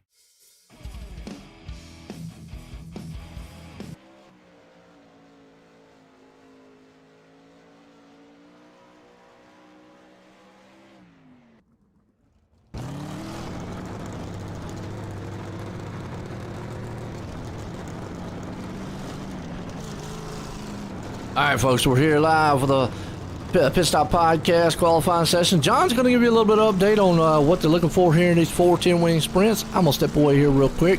So take it away, John. Yeah, guys, about here on the track, and now we've upped the power even a little bit more than what we had before. I went out and I turned a qualifying lap here, and real easy to find out real quick. These cars have a lot more power. They dance around here a lot more. The big thing is now, we've been watching people go over these edges here. Going to the corner, you've got to lift really, really early and really roll these corners here. But the big thing is the bottom. The bottom's got to be more of a player here because these cars have more power. You got to be easier on the throttle, but you hook these bottoms just right, and if you aim your nose just right, you know, kind of up, out, coming out of the corner, you got to be aware of who's on your outside. But if you can get your car pointed up, you're going to have tack down here that you're going to drive straight up out of the corner, and these cars have the power to make it go. The same thing here out of this corner. There's a little bit of a bump here. You've got to manage it, and you want to drive it out to maybe about middle here unless you're certain you can go all the way out. But the big thing here is, and I know you can't see the top wing, but wing management for this race is going to be really big. You got to be pulling your wing back, pulling it as the night goes on to get the more wing you get to the back, it tightens the car up, and that will also give you more force down across the back axle of the car, which will help you with those launches coming out of the corners. So all in all, this is going to be a fun thing here. Like I said, I'm actually going to give her a go. I wasn't going to do it here at the beginning of the night. So we'll see. And I've been talking about going over these edges. I am sure at some point I'll show you guys exactly what that's like. I've got a pretty good record. I think the last 3 races I've done here, I've ended up down here somewhere. So the qualifying is now over. We're going to crank them over to heat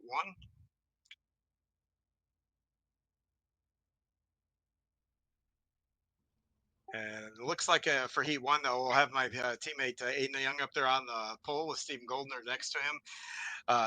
One of the top finishers from the last one. Randy Shreves, who had a little bit of some bad luck there in this last race.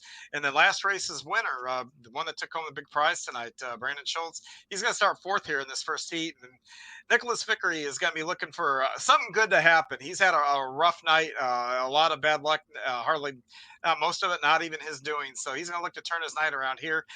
Kyle Parker, GJ Boydell, Terry Landis, and David Garman is scheduled to start 9th. It's good to see David here. He is our last season's late model champion. David's a good racer. It'll be interesting to see how he handles one of these big 410 monsters here.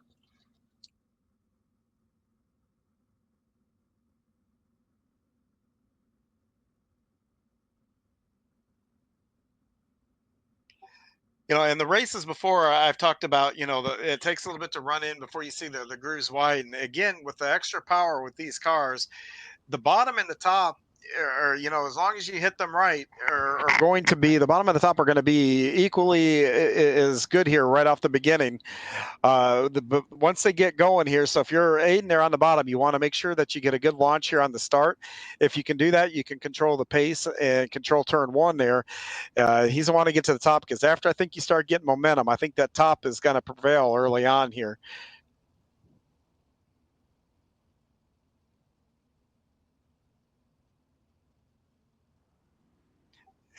Drivers right now are getting the 1 to go to green here. And once again, you know, I'm looking around, and then right now these guys are trying to formulate a plan of where they want to be down here in turn 1. And, you know, you can make get the best intentions and the best plans, but, you know, once you get 10 other guys out there, they have their own plans, and sometimes their plans overlap into your plans. You got to be ready to react for that. So we'll see what happens here when we get down, as the pace truck's about to pull off here, and they're about to wind these things up.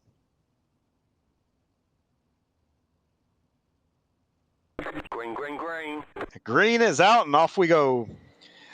Looks like Stephen Goldner gets the whole shot coming out of the corner. Aiden gets a little bit of a better in the corner. Oh, off the 2 cars, both Brandon Schultz and Stephen Goldner went off over in turn 2. That's just pushing a little bit harder, and you got to make a little bit of adjustment. You're carrying a lot more speed in these cars than what you were in the 360s. I'm back. Randy Shreves out front in this one, ain't he? Yeah, you missed two guys going right over top. And Goldner is just now coming back over. He must have went all the way down to that fence down the bottom of that hill. He went fishing. He went fishing. Oh, man, I tell you what, like I said, we're in heat race number 1 here. Lucas Oil Empire Super Sprints here tonight. Like I say, Shreve's out front with Aiden Young right there in second. Remember, top 4 go to the feature. Yeah, and it's going to be these guys, they're trying to adjust now because, going from the 305 to the 360 is a small adjustment. But going from the 360 to the 410, I feel there's a little bit more of adjustment. The cars handle a little quicker. You have that little bit more power, which means on corner entry, you're going faster.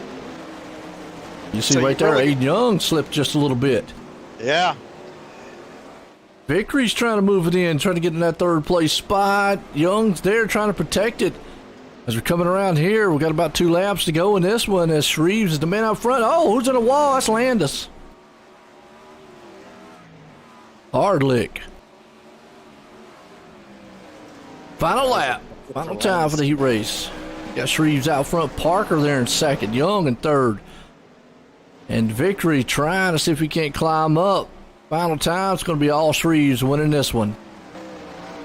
Yeah, Goldner went up over the top there again, and Aiden's going to hold on to 3rd with Vickery 4th. But that's a tough break for Terry Landis. He's either been feast or famine tonight. He had a great run there in the 360s and had trouble in the 305s and had a little trouble here.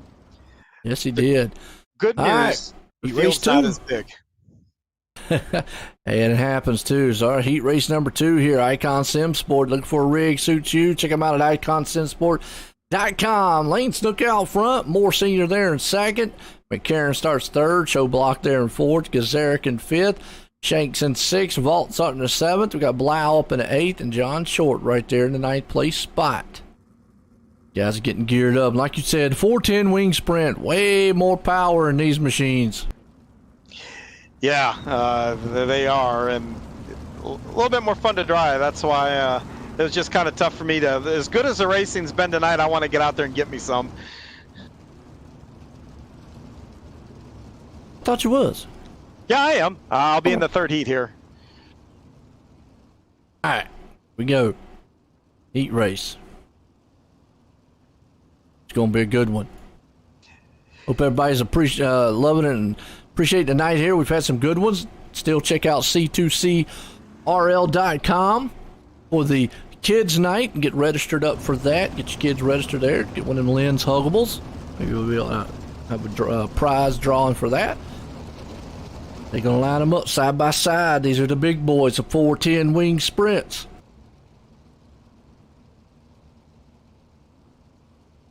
A lot of power in these things. Yeah, John Short's out back there. He didn't get a qualifying time in, so I'm going to be interested to see what he does from the back here. It would be pretty interesting. He's usually a pretty fast guy here. Short's back there in the back, like I say, got Blau and Vault. Green flag flies, and that's going to be Snook getting out front with McCarron and Moore Senior right there. Showblock's trying to throw it on the inside. That's a battle around for about the 4th and final transfer spot. Gazarick's outside looking in. He wants that spot away. Whoa, Moore Senior's upside down. Oh, it's more action there in the back with John Short. Yeah, Blau and company. Man, there's nowhere to go on a track like this. Gazarick's now in the 4th place spot. You got Daniel Vault sitting there in 5th. He's trying to see if he can't close in. That's just how fast stuff happens in these 410s, though. Yeah, and remember in the 305s, Gazarick and Vaught, they got into it there, so I don't know if that's going to be on either one of their minds here, so that'll be a good battle to watch. Well, if anything, Vaught would be like, look, I'll just move you out of the way and get the final transfer spot. So that's what happened last time. Gazarick's got to think about, all right, I just got to keep him way back there in the far back rear view mirror if I can. Right now, it's a good battle, though, and that is for the final transfer spot right now. He's got about 3 or 4 to go here in this one. In the meantime, Snook's out front. Showblock's sitting in 2nd. McCarron's right there in 3rd. You see Gazarick, he wiggled a little bit in the turn. That's going to let the Vault climb right there on his back tail tank. He's all over him, so one little slip up there by Gazarick, and he's going to go right around him. Yeah, it won't take much there, and if they get racing too hard and, oh! Don't, there it went. Well, hey, it is racing to me. To me, it just looks like two guys going from the same property there, and you saw me because Eric just drove that thing in. Vault drove it in, and just hard charge. I mean, that's the final transfer spot. You got to try to get it. Yep. Meanwhile, white flag. You can there. Yeah, just wow. Coming out of the last turn is going to be all Snook. Showblock comes home in second, McCarran third, and Vault's going to bring on the final transfer spot. They just won't be sending each other Christmas cards this year. No. That'll bring us over to heat race number 3. Super Dirt Car Series Northeast Premier Series, showcasing some big block modified premier drivers from the Florida, Canada. They got some ground pounding, earth shattering style big blocks that they show off. Well, we got John Hine in this one. Barker sitting out there in second, Spangler in third. Definite there in fourth. Smith's going to start in fifth. Cranmer up in the sixth. Roger Craig starting there in seventh. Aldridge in eighth. And Tom Taylor's going to round out the top 9 in this one for our heat race number 3 here for the, well, I was about to say big blocks, but they are big blocks, folks. They're 410 wing sprints, and pretty much you might as well say that they have big blocks in them. But we got big blocks tomorrow night. Thursday night thunder action with the Super Dirt Car Series here on the Cool Rays Heating and AC Coast2Coast Racing League. As John's going to be out front there with Barker, always, in the CrewShopFW.com machine. Let's see if we brought out the speedboat here tonight. Hopefully nobody tries to punch a hole in it. Yeah, I hope not, but I'm looking at the track. There's already a good amount of slick here on the track, which is unlike the other divisions in the heat race. So this extra power is tearing up the track a little bit more. Wow. This should be kind of fun here. You can't really see the top, where the cushion is up there. It's got that dirt. Remember what I was talking about earlier, how it kind of throws up there. So anybody up there, they're going to do so at their own risk, and it's going to be pretty treacherous here. But we'll pull the belt traps tight here, and we'll hopefully we'll put on a good show here. Absolutely. Pace trucks in. Here we go. Hine and Barker up front. Going to lead the pack around turn 3 and 4. Heat race 3 here, about underway. Green flag is in the air. We're racing. Hine gets a good jump out front. Barker right there behind him. Battles on for third. You got Deppinett hanging on that final transfer stride. Oh, never mind. Deppinett's off the track, and also Cranmer off the track, and Barker's off the track. Puts Roger Craig up into the fourth final transfer spot. Out front, Spangler says, I want the lead, takes it away from Hine. Here comes Hine down on the inside. He's going to see if he can't put a slide job. He does. Try to take that lead back. Spangler says, not so fast. He powers and motors to the outside of him. Good battle for the leads. Go back to the fourth place spot here as his heating up. Roger Craig had it. Deppinett says, nah, well, you had it. I'm going to take it from you. Roger falls back right now to the fifth place spot. Deppinett takes it back to the fourth. He's trying to get more with Smith, who's hanging on to the third place. In the meantime, up front, Hine's falling off the pace a little bit behind Spangler. Spangler's out front. Just kind of spread out just a little bit there. Tom Taylor back in the 6th place. Aldridge back in 7th. Cranmer back here in 8th. And unfortunately, Barker went out to run to the consolation here tonight because falling off the track. He's out of it here so far back in the 9th place. A couple laps down as Roger's still saying if he can't do anything. But, man, it's heating up for 3rd and 4th place. Smith is there. Deppinett's down low. He's going to see if he can't take that spot. He tried a slider on the inside, not able to get it done. They kind of closed in on Hine just a little bit. I think they're just going to run out. And unfortunately, Roger Craig just ran off the track. I hate to see that on his end. So, but it's heating up. 3rd and 4th place spot right there. Those two guys, white flag one more time. As Deppinett takes it over. Smith's right there. Deppinett takes a slide job on the inside. Final turn. Who's going to get that 3rd and 4th place? Smith's got it. He comes out of the turn, hits the wall. They came across the line. That was awesome to see. Smith slams the wall coming out of 4. Rode the top of the wall, but Deppinett by inches takes over the 3rd place spot. Spangler takes home the win. Hine comes in 2nd. And Smith comes home in that 4th place, brings us over to our B-Main here tonight, SBGC3D.com. B-Main, that is, Tom Taylor and company. We'll see a little bit of a video here soon about some of his work. He gets done as Terry Landis going to be the man out front. Gabe Blau. So you see Daniel Blau, but Gabe Blau starting in 2nd. Mike Cranmer there in 3rd. Stephen Golden 4th. Luke Gazarick in 5th. Roger Craig 6th. David Garman 7th. Moore Senior at 8th. Jeffrey Barker Knight and Everybody making it tonight? I think everybody's making it. Oh, top 4 here, and then looks like this is. Remember, we had this issue last week. There's only 6 scheduled for the B main, which means it's 10. So basically, this Are we doing a C? Yep, they're doing a C again. It happened to us again. How is that here. working out like that? Like I said, I don't know, but here's the deal: the top 4 basically are going to go to the A because everybody in that B feature, I'm pretty sure, are going to go to the main show. So.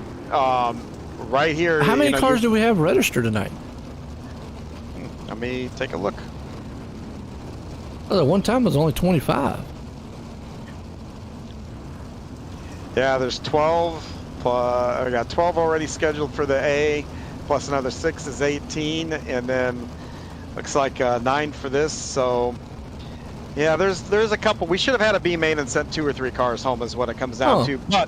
But here's the deal. I messed up in the late model one, so I can get this. Remember, we had 28 cars starting that late model feature last week. I got to go back in and try to figure out what went on there. So it just goes back to the server. They're just they're and I know you're saying like we have the top 4 here that's going to go. So originally we would only we originally would only had a couple. But now we're going to have about 4 or 5 drivers that are not going to make it into the show. It's odd, like you said, it's one of them server things. But anyways, pace truck's in. Here we go. Terry Landis and company out front. You got Gabe Blau right there. Terry gets a good jump out of the field. The battle's on for that final transfer spot in 4th place. You got Goldner there with it. Contact. Oh, Goldner. Blau is around, upside down. Mike Kramer's along with it. Wow, Gazarik's taking over the final 4th place transfer spot. Here comes Goldner to the high side. Yeah, I was wondering if that did any damage. That was a lot of contact there, but the way he's ripping that top, he's not taking any chances. He's going to get a buffer in and move on. Yeah, he's up to 3rd already, and he's going to try to see if he can't get 2nd away from Roger Craig. Craig sitting in the 3rd place spot. Barker's right there in 4th place. So, well, look at Goldner. He's a man on a mission. Yeah, he is. And that heat race I was in, once I got, in the 2nd and I thought I could fight, we were in the show. I didn't want to risk reward, but when you're in this situation, you got to go. You can't take it. You can't even take a lap off or these guys will be right on you and you might go home. Just like that with Gazarik. Gazarik takes over the 4th place spot away from Barker. Barker falls back to 5th. Roger right now is the man in 3rd place spot. He's trying to see if he can hang on to it and get up there into the B main here. As unfortunately Barker taps the wall back in the back, so that does give him a little bit of cushion, even if Gazarik gets around him.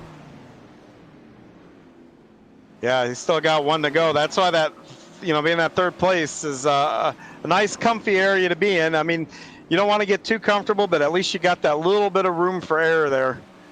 In the meantime, Goldner's been able to make it around Landis up front, and he has been able to just long go and stretch that lead out as Landis hangs on to 2nd. Craig right there in the 3rd place so far. Gazarik is sitting in 4th. Right behind him is Barker. So I know what's going to be in the back of the mind of Roger Craig. See what happened here as he's hanging on to 3rd place, but he sees Gazarik closing in, and he's bringing Barker with him. They're like hooked up with a chain. Well, that's what he wants to see. Those two get up there and battle. Yeah, those two are fighting tooth and nail. That helps him out, but he closes up there on Craig with a couple laps here to go. We got 1 to go. 1 to go, final turn here, and I think Craig might be able to hang on to it. Actually going to have 2 more turns here to go, turn 3 and 4. Roger's right there. Gazarik's going to just hang on. He knows he's in the show coming out of 4. Going to be Craig in 3rd, Gazarik 4th, Landis 2nd. Goldner's going to bring it home here in this C main. Couple good guys went home out now of that got B main. Now we're to the B main, but yeah, Brian Moore didn't, and those are some good drivers that didn't go. Barker's a really solid driver. I said it earlier in the evening, no give-me's here. If you're in the show, you need to earn it. Last race, the winner, the guy that took home the $50, he's in this B main. He hasn't made it into the A yet. That, like I said, that shows you the level of competition here. Well, B-Main, SBGC3D.com. Check him out there, Tom Taylor and company, for all the 3D work that he does. As you got Boydell out front, like I said, Shank's there in 2nd. Schultz is hanging on to the 4th final transfer spot. But no, everybody here goes. That's what I was saying earlier. Yeah, that, like I said, that transfer spot for the last race was basically to go to the A because everybody's going to make it in the B, and that's just because how the servers are set up here. So, you know, if you look Y'all got up, some crazy servers. Yeah, and like I said, I cannot begin to tell you how cool they are. I remember Roger started having me last season do the late model ones, and I screwed him up a couple of times. And when I told Roger and was kind of apologetic about it, all he could do was laugh. He's like, "I'm so glad I don't have to do them all." And it happens. Because they're difficult. They're a pain in the butt and easy to do. So hopefully we get that ironed out. Makes it more exciting, though. See, that's what John's thinking out there. He's going, yeah, I'm going to put a little ringer in and make it more exciting for you guys. Well, I'm going to tell you, last week when 28 showed up on the grid for that late model show at Tiny Lanier, that was a surprise, all right. There we go. Well, Pace Truck's in. Here we go. B main tonight. Boydell, Shanks, Schultz, Tom Taylor all up there. Top 4, green flag flies are racing with the 410s. And Aldridge in the wall upside down. That's all right, though. He can keep going. He's still going to race tonight in that A main. So this is just for a starting spot here. And the more cars you pass here, the further up the grid you're going to start later. Shanks out front right now with Schultz right there on his back end trying to see if he can't get it. But here comes Golden. He's flying to that high side. He's got that thing wound up tight up there along with John Short down below him. Here it comes again. That's a battle for the lead, a battle for second, third.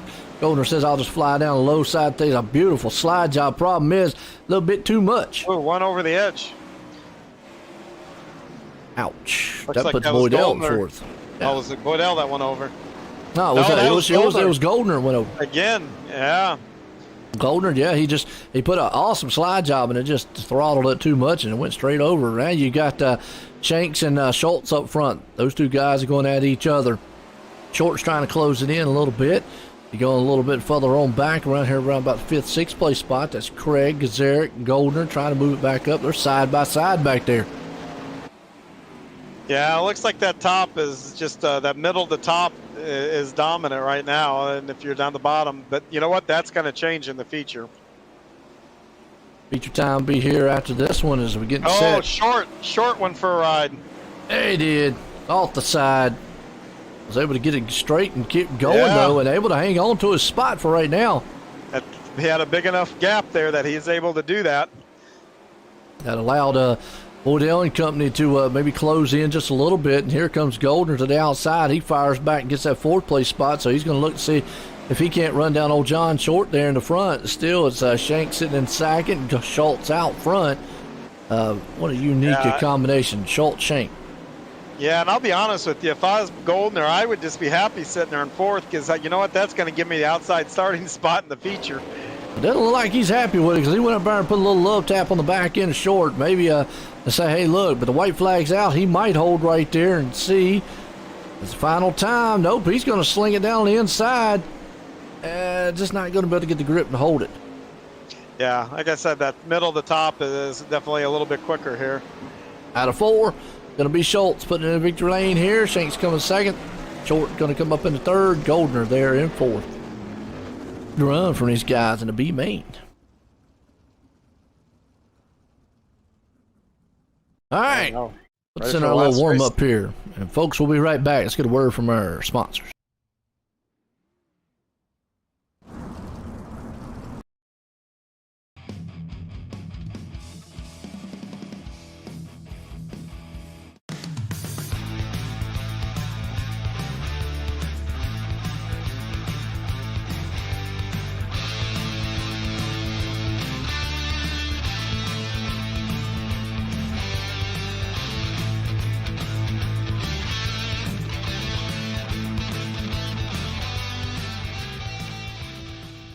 People want to have a one-stop shop.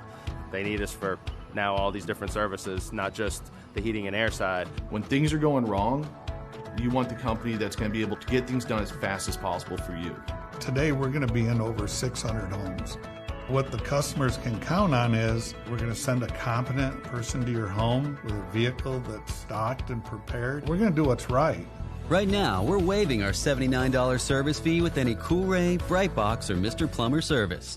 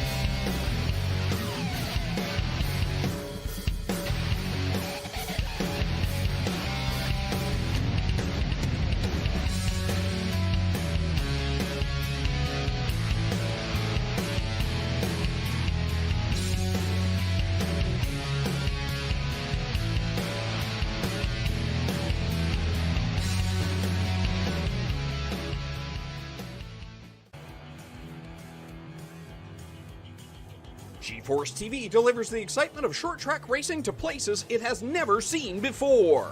With dynamic production elements and state-of-the-art technology, GeForce TV proves what the racing community already knew. Race fans are plentiful and they are hungry for excitement. Last year, GeForce TV streamed over 250,000 hours of intense racing action for fans all around the world. Nearly 750,000 fans viewed our streams and on-demand videos. By the end of the racing season, our subscriptions rose more than 400%. What does all this mean for you and your business? Motorsports marketing in Canada has never produced such amazing and measurable results. Cashing in on the benefit of motorsports marketing is easier than it's ever been.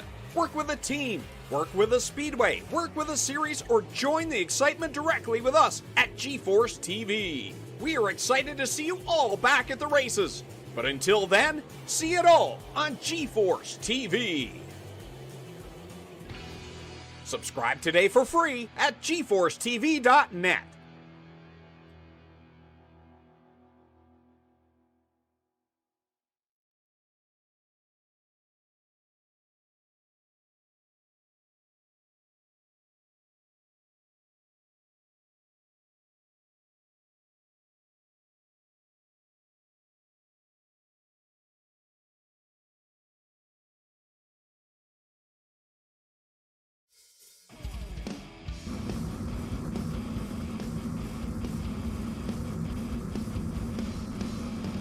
All right, folks, feature time here tonight. Here we go. For the Cool Rays Heating and AC Coast2Coast Racing League here. Our hometown heroes, been a good one. Check out C2CRL.com. Got our kids' night here tonight, so get out there, get registered up for your kids. Well, we got 22 cars out here. About to do battle with the 410s. 20 laps, so a lot quicker of a race than what these 410 guys are going to be used to. John, you got to almost just be very aggressive here, so especially if you're in the back. Yeah, but the catch is here. This track, from when I was out in the heat race to now, is someone replaced the dirt with ice. I don't know. It's gonna be tough because if you get too aggressive, you're going to go bye-bye. I mean, that's about as simple as I can put it. Even if you try a slide job, I don't know that there's enough track there to, if you're over-aggressive with it, to catch you and keep you from going off the top, even if you're sliding from the bottom. So this is going to be, this is going to take some skill to get through this race. Never mind everybody else on the track, just to get through it and not wreck yourself, even if there's nobody around you. It'll be interesting, like I said. So here we go, getting set. Green flag here tonight, 20 laps. 410 wing sprints here. Oh boy, big boys here at the track. Lights off on the pace truck. Looking pretty good. Good news about me starting and not doing the other two races, I've got nobody mad at me yet tonight. So there you go. Yeah. I'm going to take that into this feature then. Pace truck's in. Green flag's about to fly. John's going to start there in the 5th place spot. Got Lane out front as green flag. Here we go. We're racing, and we'll right now. Shreves takes a good jump out front, and Lane just did not get started. He's up top on that cushion, but you see Spangler down low. Showblock hanging on to the 4th place. Aiden Young right there. So the battle's on for around about 5th, 6th, 7th place spot. They are 3 and 4 wide. Deep back there. McLaren. Oh, Harvey Shanks around. Let's go back on the Malcolm Mills replay. Catch what happened to Harvey. He's right there on that top side. He is drifting up on that cushion. And looks like a little checkup, and just run into the back of another machine back there in the back. And from that on, it's kind of an accordion effect. Just don't know what's going to happen. Hey, how's the track so far, John? Man, I'm telling you, this is slick. The beginning of the race, I don't know if you guys caught it or not, but Kyle Parker got into the gas and spun his tires that got him out of shape, and he killed the wall before he even got to turn 1. Wow. And Kyle is, one of the better drivers. Again, this track just doesn't discriminate. You're going to have the whole package. It's not just you have to worry about going over the edge. When the track is black like this and a slick one with this power, not going over the edge. Yeah, that's on the to-do list, but throttle control here, even under green flag, and when you're rolling, believe it or not, we're not getting the full power. I've yet to actually get my foot all the way to the floor. That's just the way it goes sometimes, and these guys right now are definitely gearing it up. So it looks like we're going to go single file on this restart here.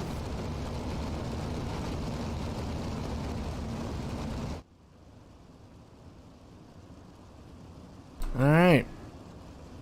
Out front, gonna be all Shreves. Snook right there in second, Spangler up in the third, Showblock starting fourth, Hine in fifth, Depping there in sixth. All the way back to 10th place spot there, Kyle Parker. Lights off on the pace truck. It jumps off on the pit road. I'll bring him around the turn 3 and 4. Reeves does. File start, green flag. He gets to jump out front. Tries. And the second. Here comes old Showblock to the inside. Well, they got a good solid battle up front there. You've got Shree, Spangler, Snook, all those guys running through their grass down on the bottom. That was Spangler right there, but here comes Shree's back to the inside. Snook's going to take the high side. Showblock's there. Got a 4-car battle up front. You still see now they're 3 wide for the lead. Snook's up top. Shree's in the middle.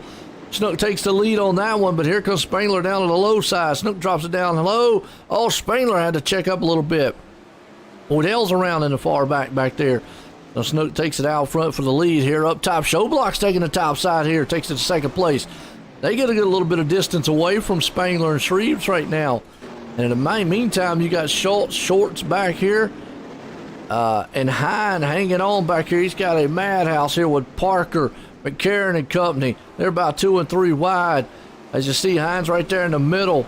You've got Parker down low right there. McCarron in the mix. So that's around about the 8th and 9th place spot.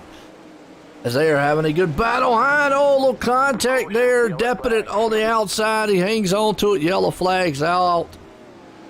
Oh, so another car just stopped at the little cutoff spot in the back there. Caution flag. Caution. Fast and Furious back there, John.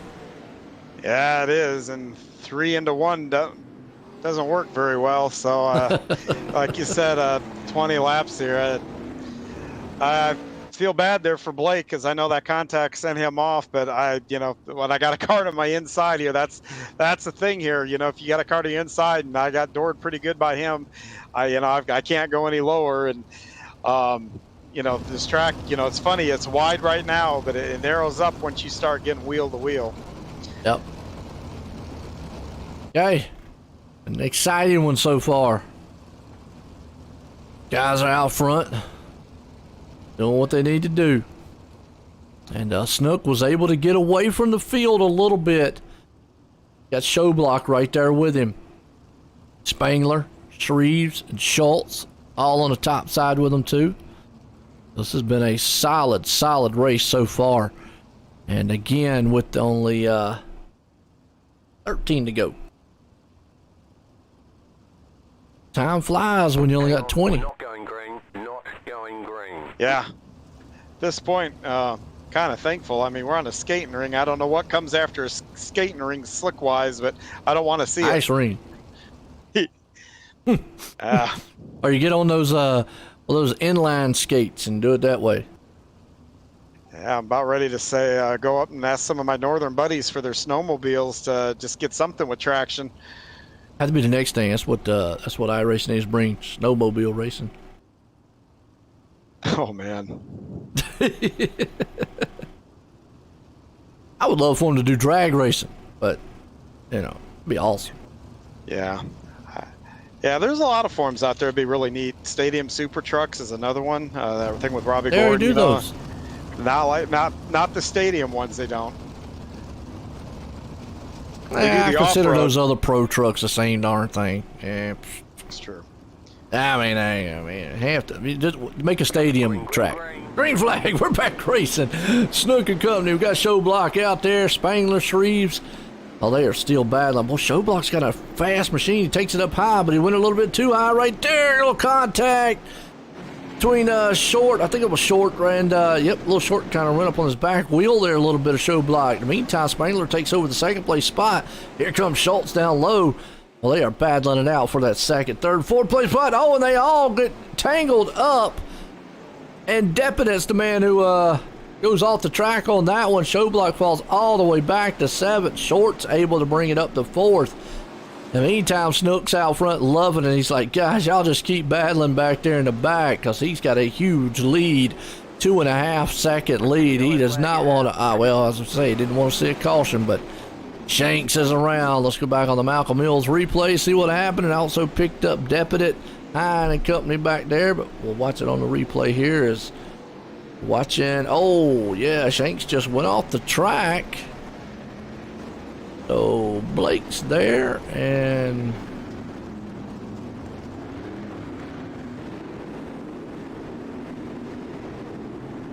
what happened to you, Hine? You know, my mom said, you know, if you don't got anything nice to say, don't say anything at all, and that's probably what I need to follow here. But I didn't follow. I didn't see what happened. I mean, I saw Shank go off the track. Deputy went into the pits. There goes Shank.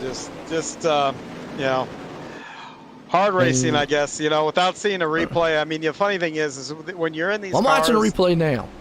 Let's see. So you right there. You drive down the inside. You got a good opening for it, pretty good. It looks like you and not sure who that was in the middle there, came together, and then you came back up. You was trying to get back on the track. Next thing you know, you just got run over. Trying to get back on the track. So I'm not sure who it was that came onto me inside, but they knocked me way up the track. So, and I don't know if there's room in there. I don't know if I came down on them. Didn't know if you came up. But that's two guys taking the same place at the same time is always high. And this is one of those things about iRacing, you know, and you don't, you know, you have what you think happened, and then there's what reality happened. And in the car, and in all honesty, in the car, you don't always, in the car, it's so hard to tell what actually. I mean, from my seat, it felt like I just got nailed from the inside. Now it's funny. I go back, look at the replay, and it might look like, hey, I came down.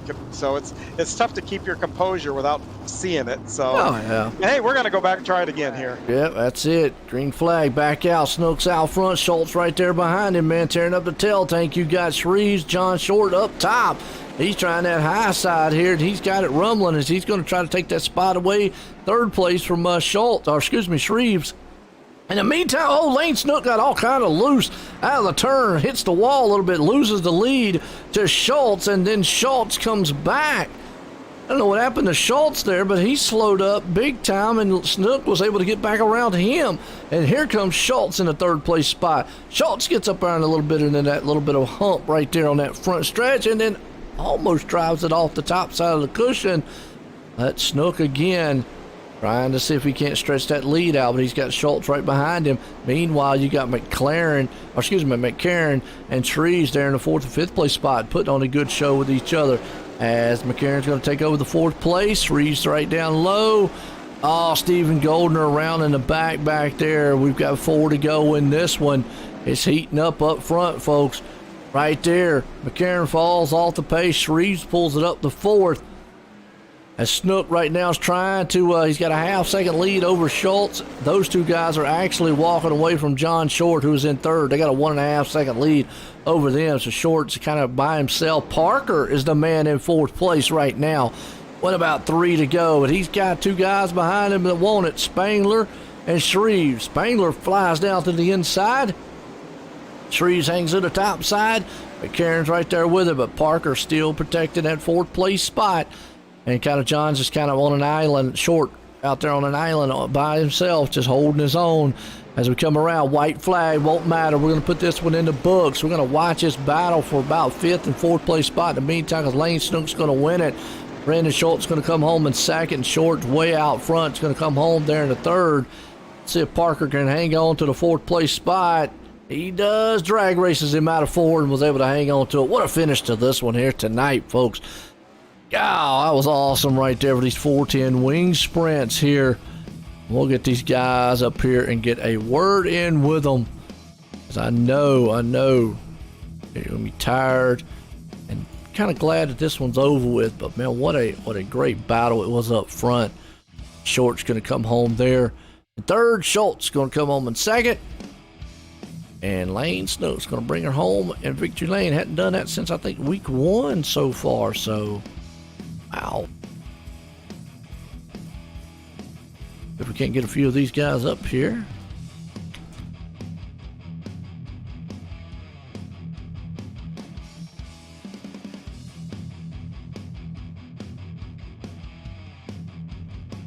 All right, let's bring up third place man here and get a word with him. That's John Short.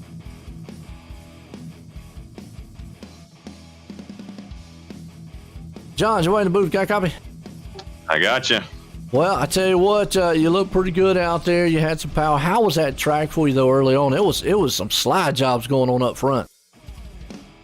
Yeah, we started pretty deep though, so didn't get much chance to see the slide jobs. We were working the bottom and the top, trying to get through some traffic. Once we got after that first restart, got to run the top end and made up a lot of ground.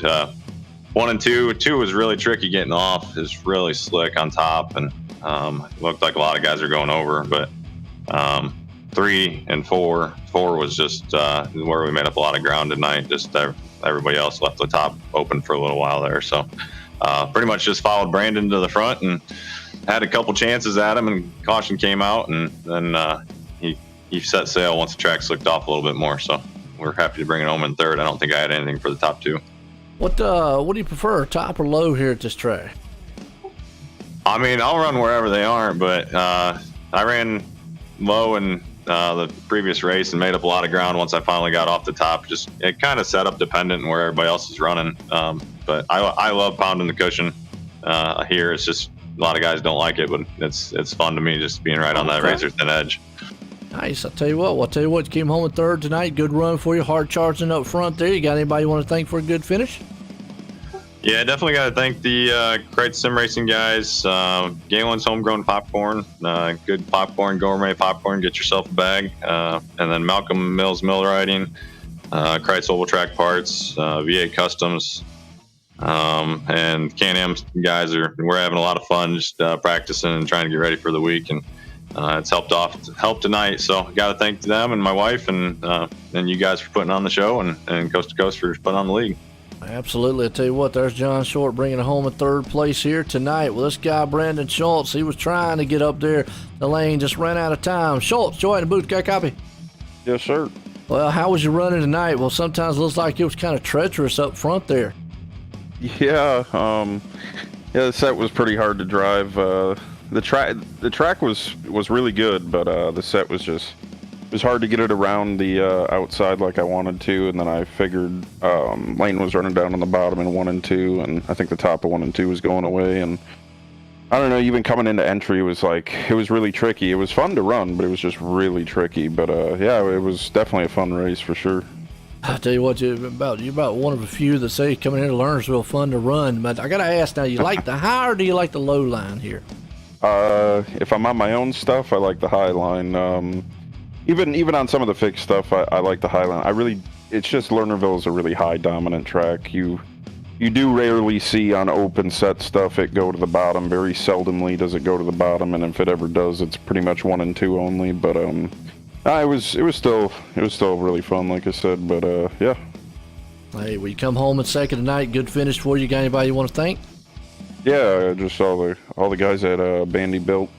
I got to thank ABR Setup Shop, Velocity Race Designs, Fits Perfect Photography, Dirt Doctor Trucking, Bioil.com. Sure, I'm forgetting a few like always. Got to thank Roger for the league and you guys for the broadcast. As always, there's Brandon Schultz bringing it home in second place here tonight. We'll go to our Cool Rays Heating and AC, Coast to Coast Racing League Victory Lane. This man here, Lane, you white in the booth, got a copy? Lane, you white in the booth, got a copy? Yep. Well, Lane, I tell you what, you finally made it back in Victory Lane. It's been a little bit here, and you were trucking up front. How treacherous was this place? Because a couple times it looked like you got out of shape up there. It actually wasn't terrible, but my screen kept freezing up all night, and that's part of the reason why I suck in the 305s. But if my screen didn't do anything stupid, and I could hit my marks, so it was pretty good. Absolutely. Well, you know, and that's what I'm saying. You actually came back from disaster earlier tonight to put in a home run here by putting it in victory lane, and you look good up there. Now, I think I've asked you this before, but what do you really prefer here, top side or bottom side of this track? Bottom, yeah. Yeah. Well, everybody else pretty much said the top side's fast, but I know it's risk versus reward. But hey, you won it. Came out here in the 410 wing sprints. Got anybody you want to thank for an awesome win tonight? I thank Velocity Designs, Vanderbilt Racing, Jesse, Brandon, Golden Moon, and Lacey, Fitzy, JP, Dirt Doctor Trucking, Bio.com, Powerhouse Motorsports, Bugman Brothers, you guys for the broadcast, C2C Racing League, Universal Settlement Service, Jack on Hella Stitches, Keystone Alliance, KKP, Keister Clothing Products, Walks of Pizza Man, Mexico Ridge Refund, Snook Group Designs, The Old Hatchery, and Fitzy's Perfect Photography. There you go. It's Lane Snook bringing it home here tonight in Victory Lane for the 410 wing sprints. Well, John, I tell you what a night it was here of racing all night long. We had some good ones with the Coast2Coast Racing League here with our hometown heroes, kids night. We had a second annual Mike Westbrook Memorial. Got any final thoughts on this one? No, just a heck of a night. Hats off to all the guys that put on a good show, and a lot of fun. We had, once again, it's not too late. I would encourage anybody, if you got young ones and whatnot, to go out to C2CRL.com, register, win Lynn's Huggables. You get that and get registered and watch for the drawing. And then also, once again, the whole Westbrook family. Tonight was in memory of Mike Westbrook, like I said, taken from us too early and whatnot. So I do hope some of his family are out there watching, and Dylan and everybody else, just let them know we're thinking about them. And Dylan, especially if you're watching, good luck in the Nationals coming up here at the end of the month. As always, from myself and everybody here at the Coast2Coast Racing League, everyone, have a good night.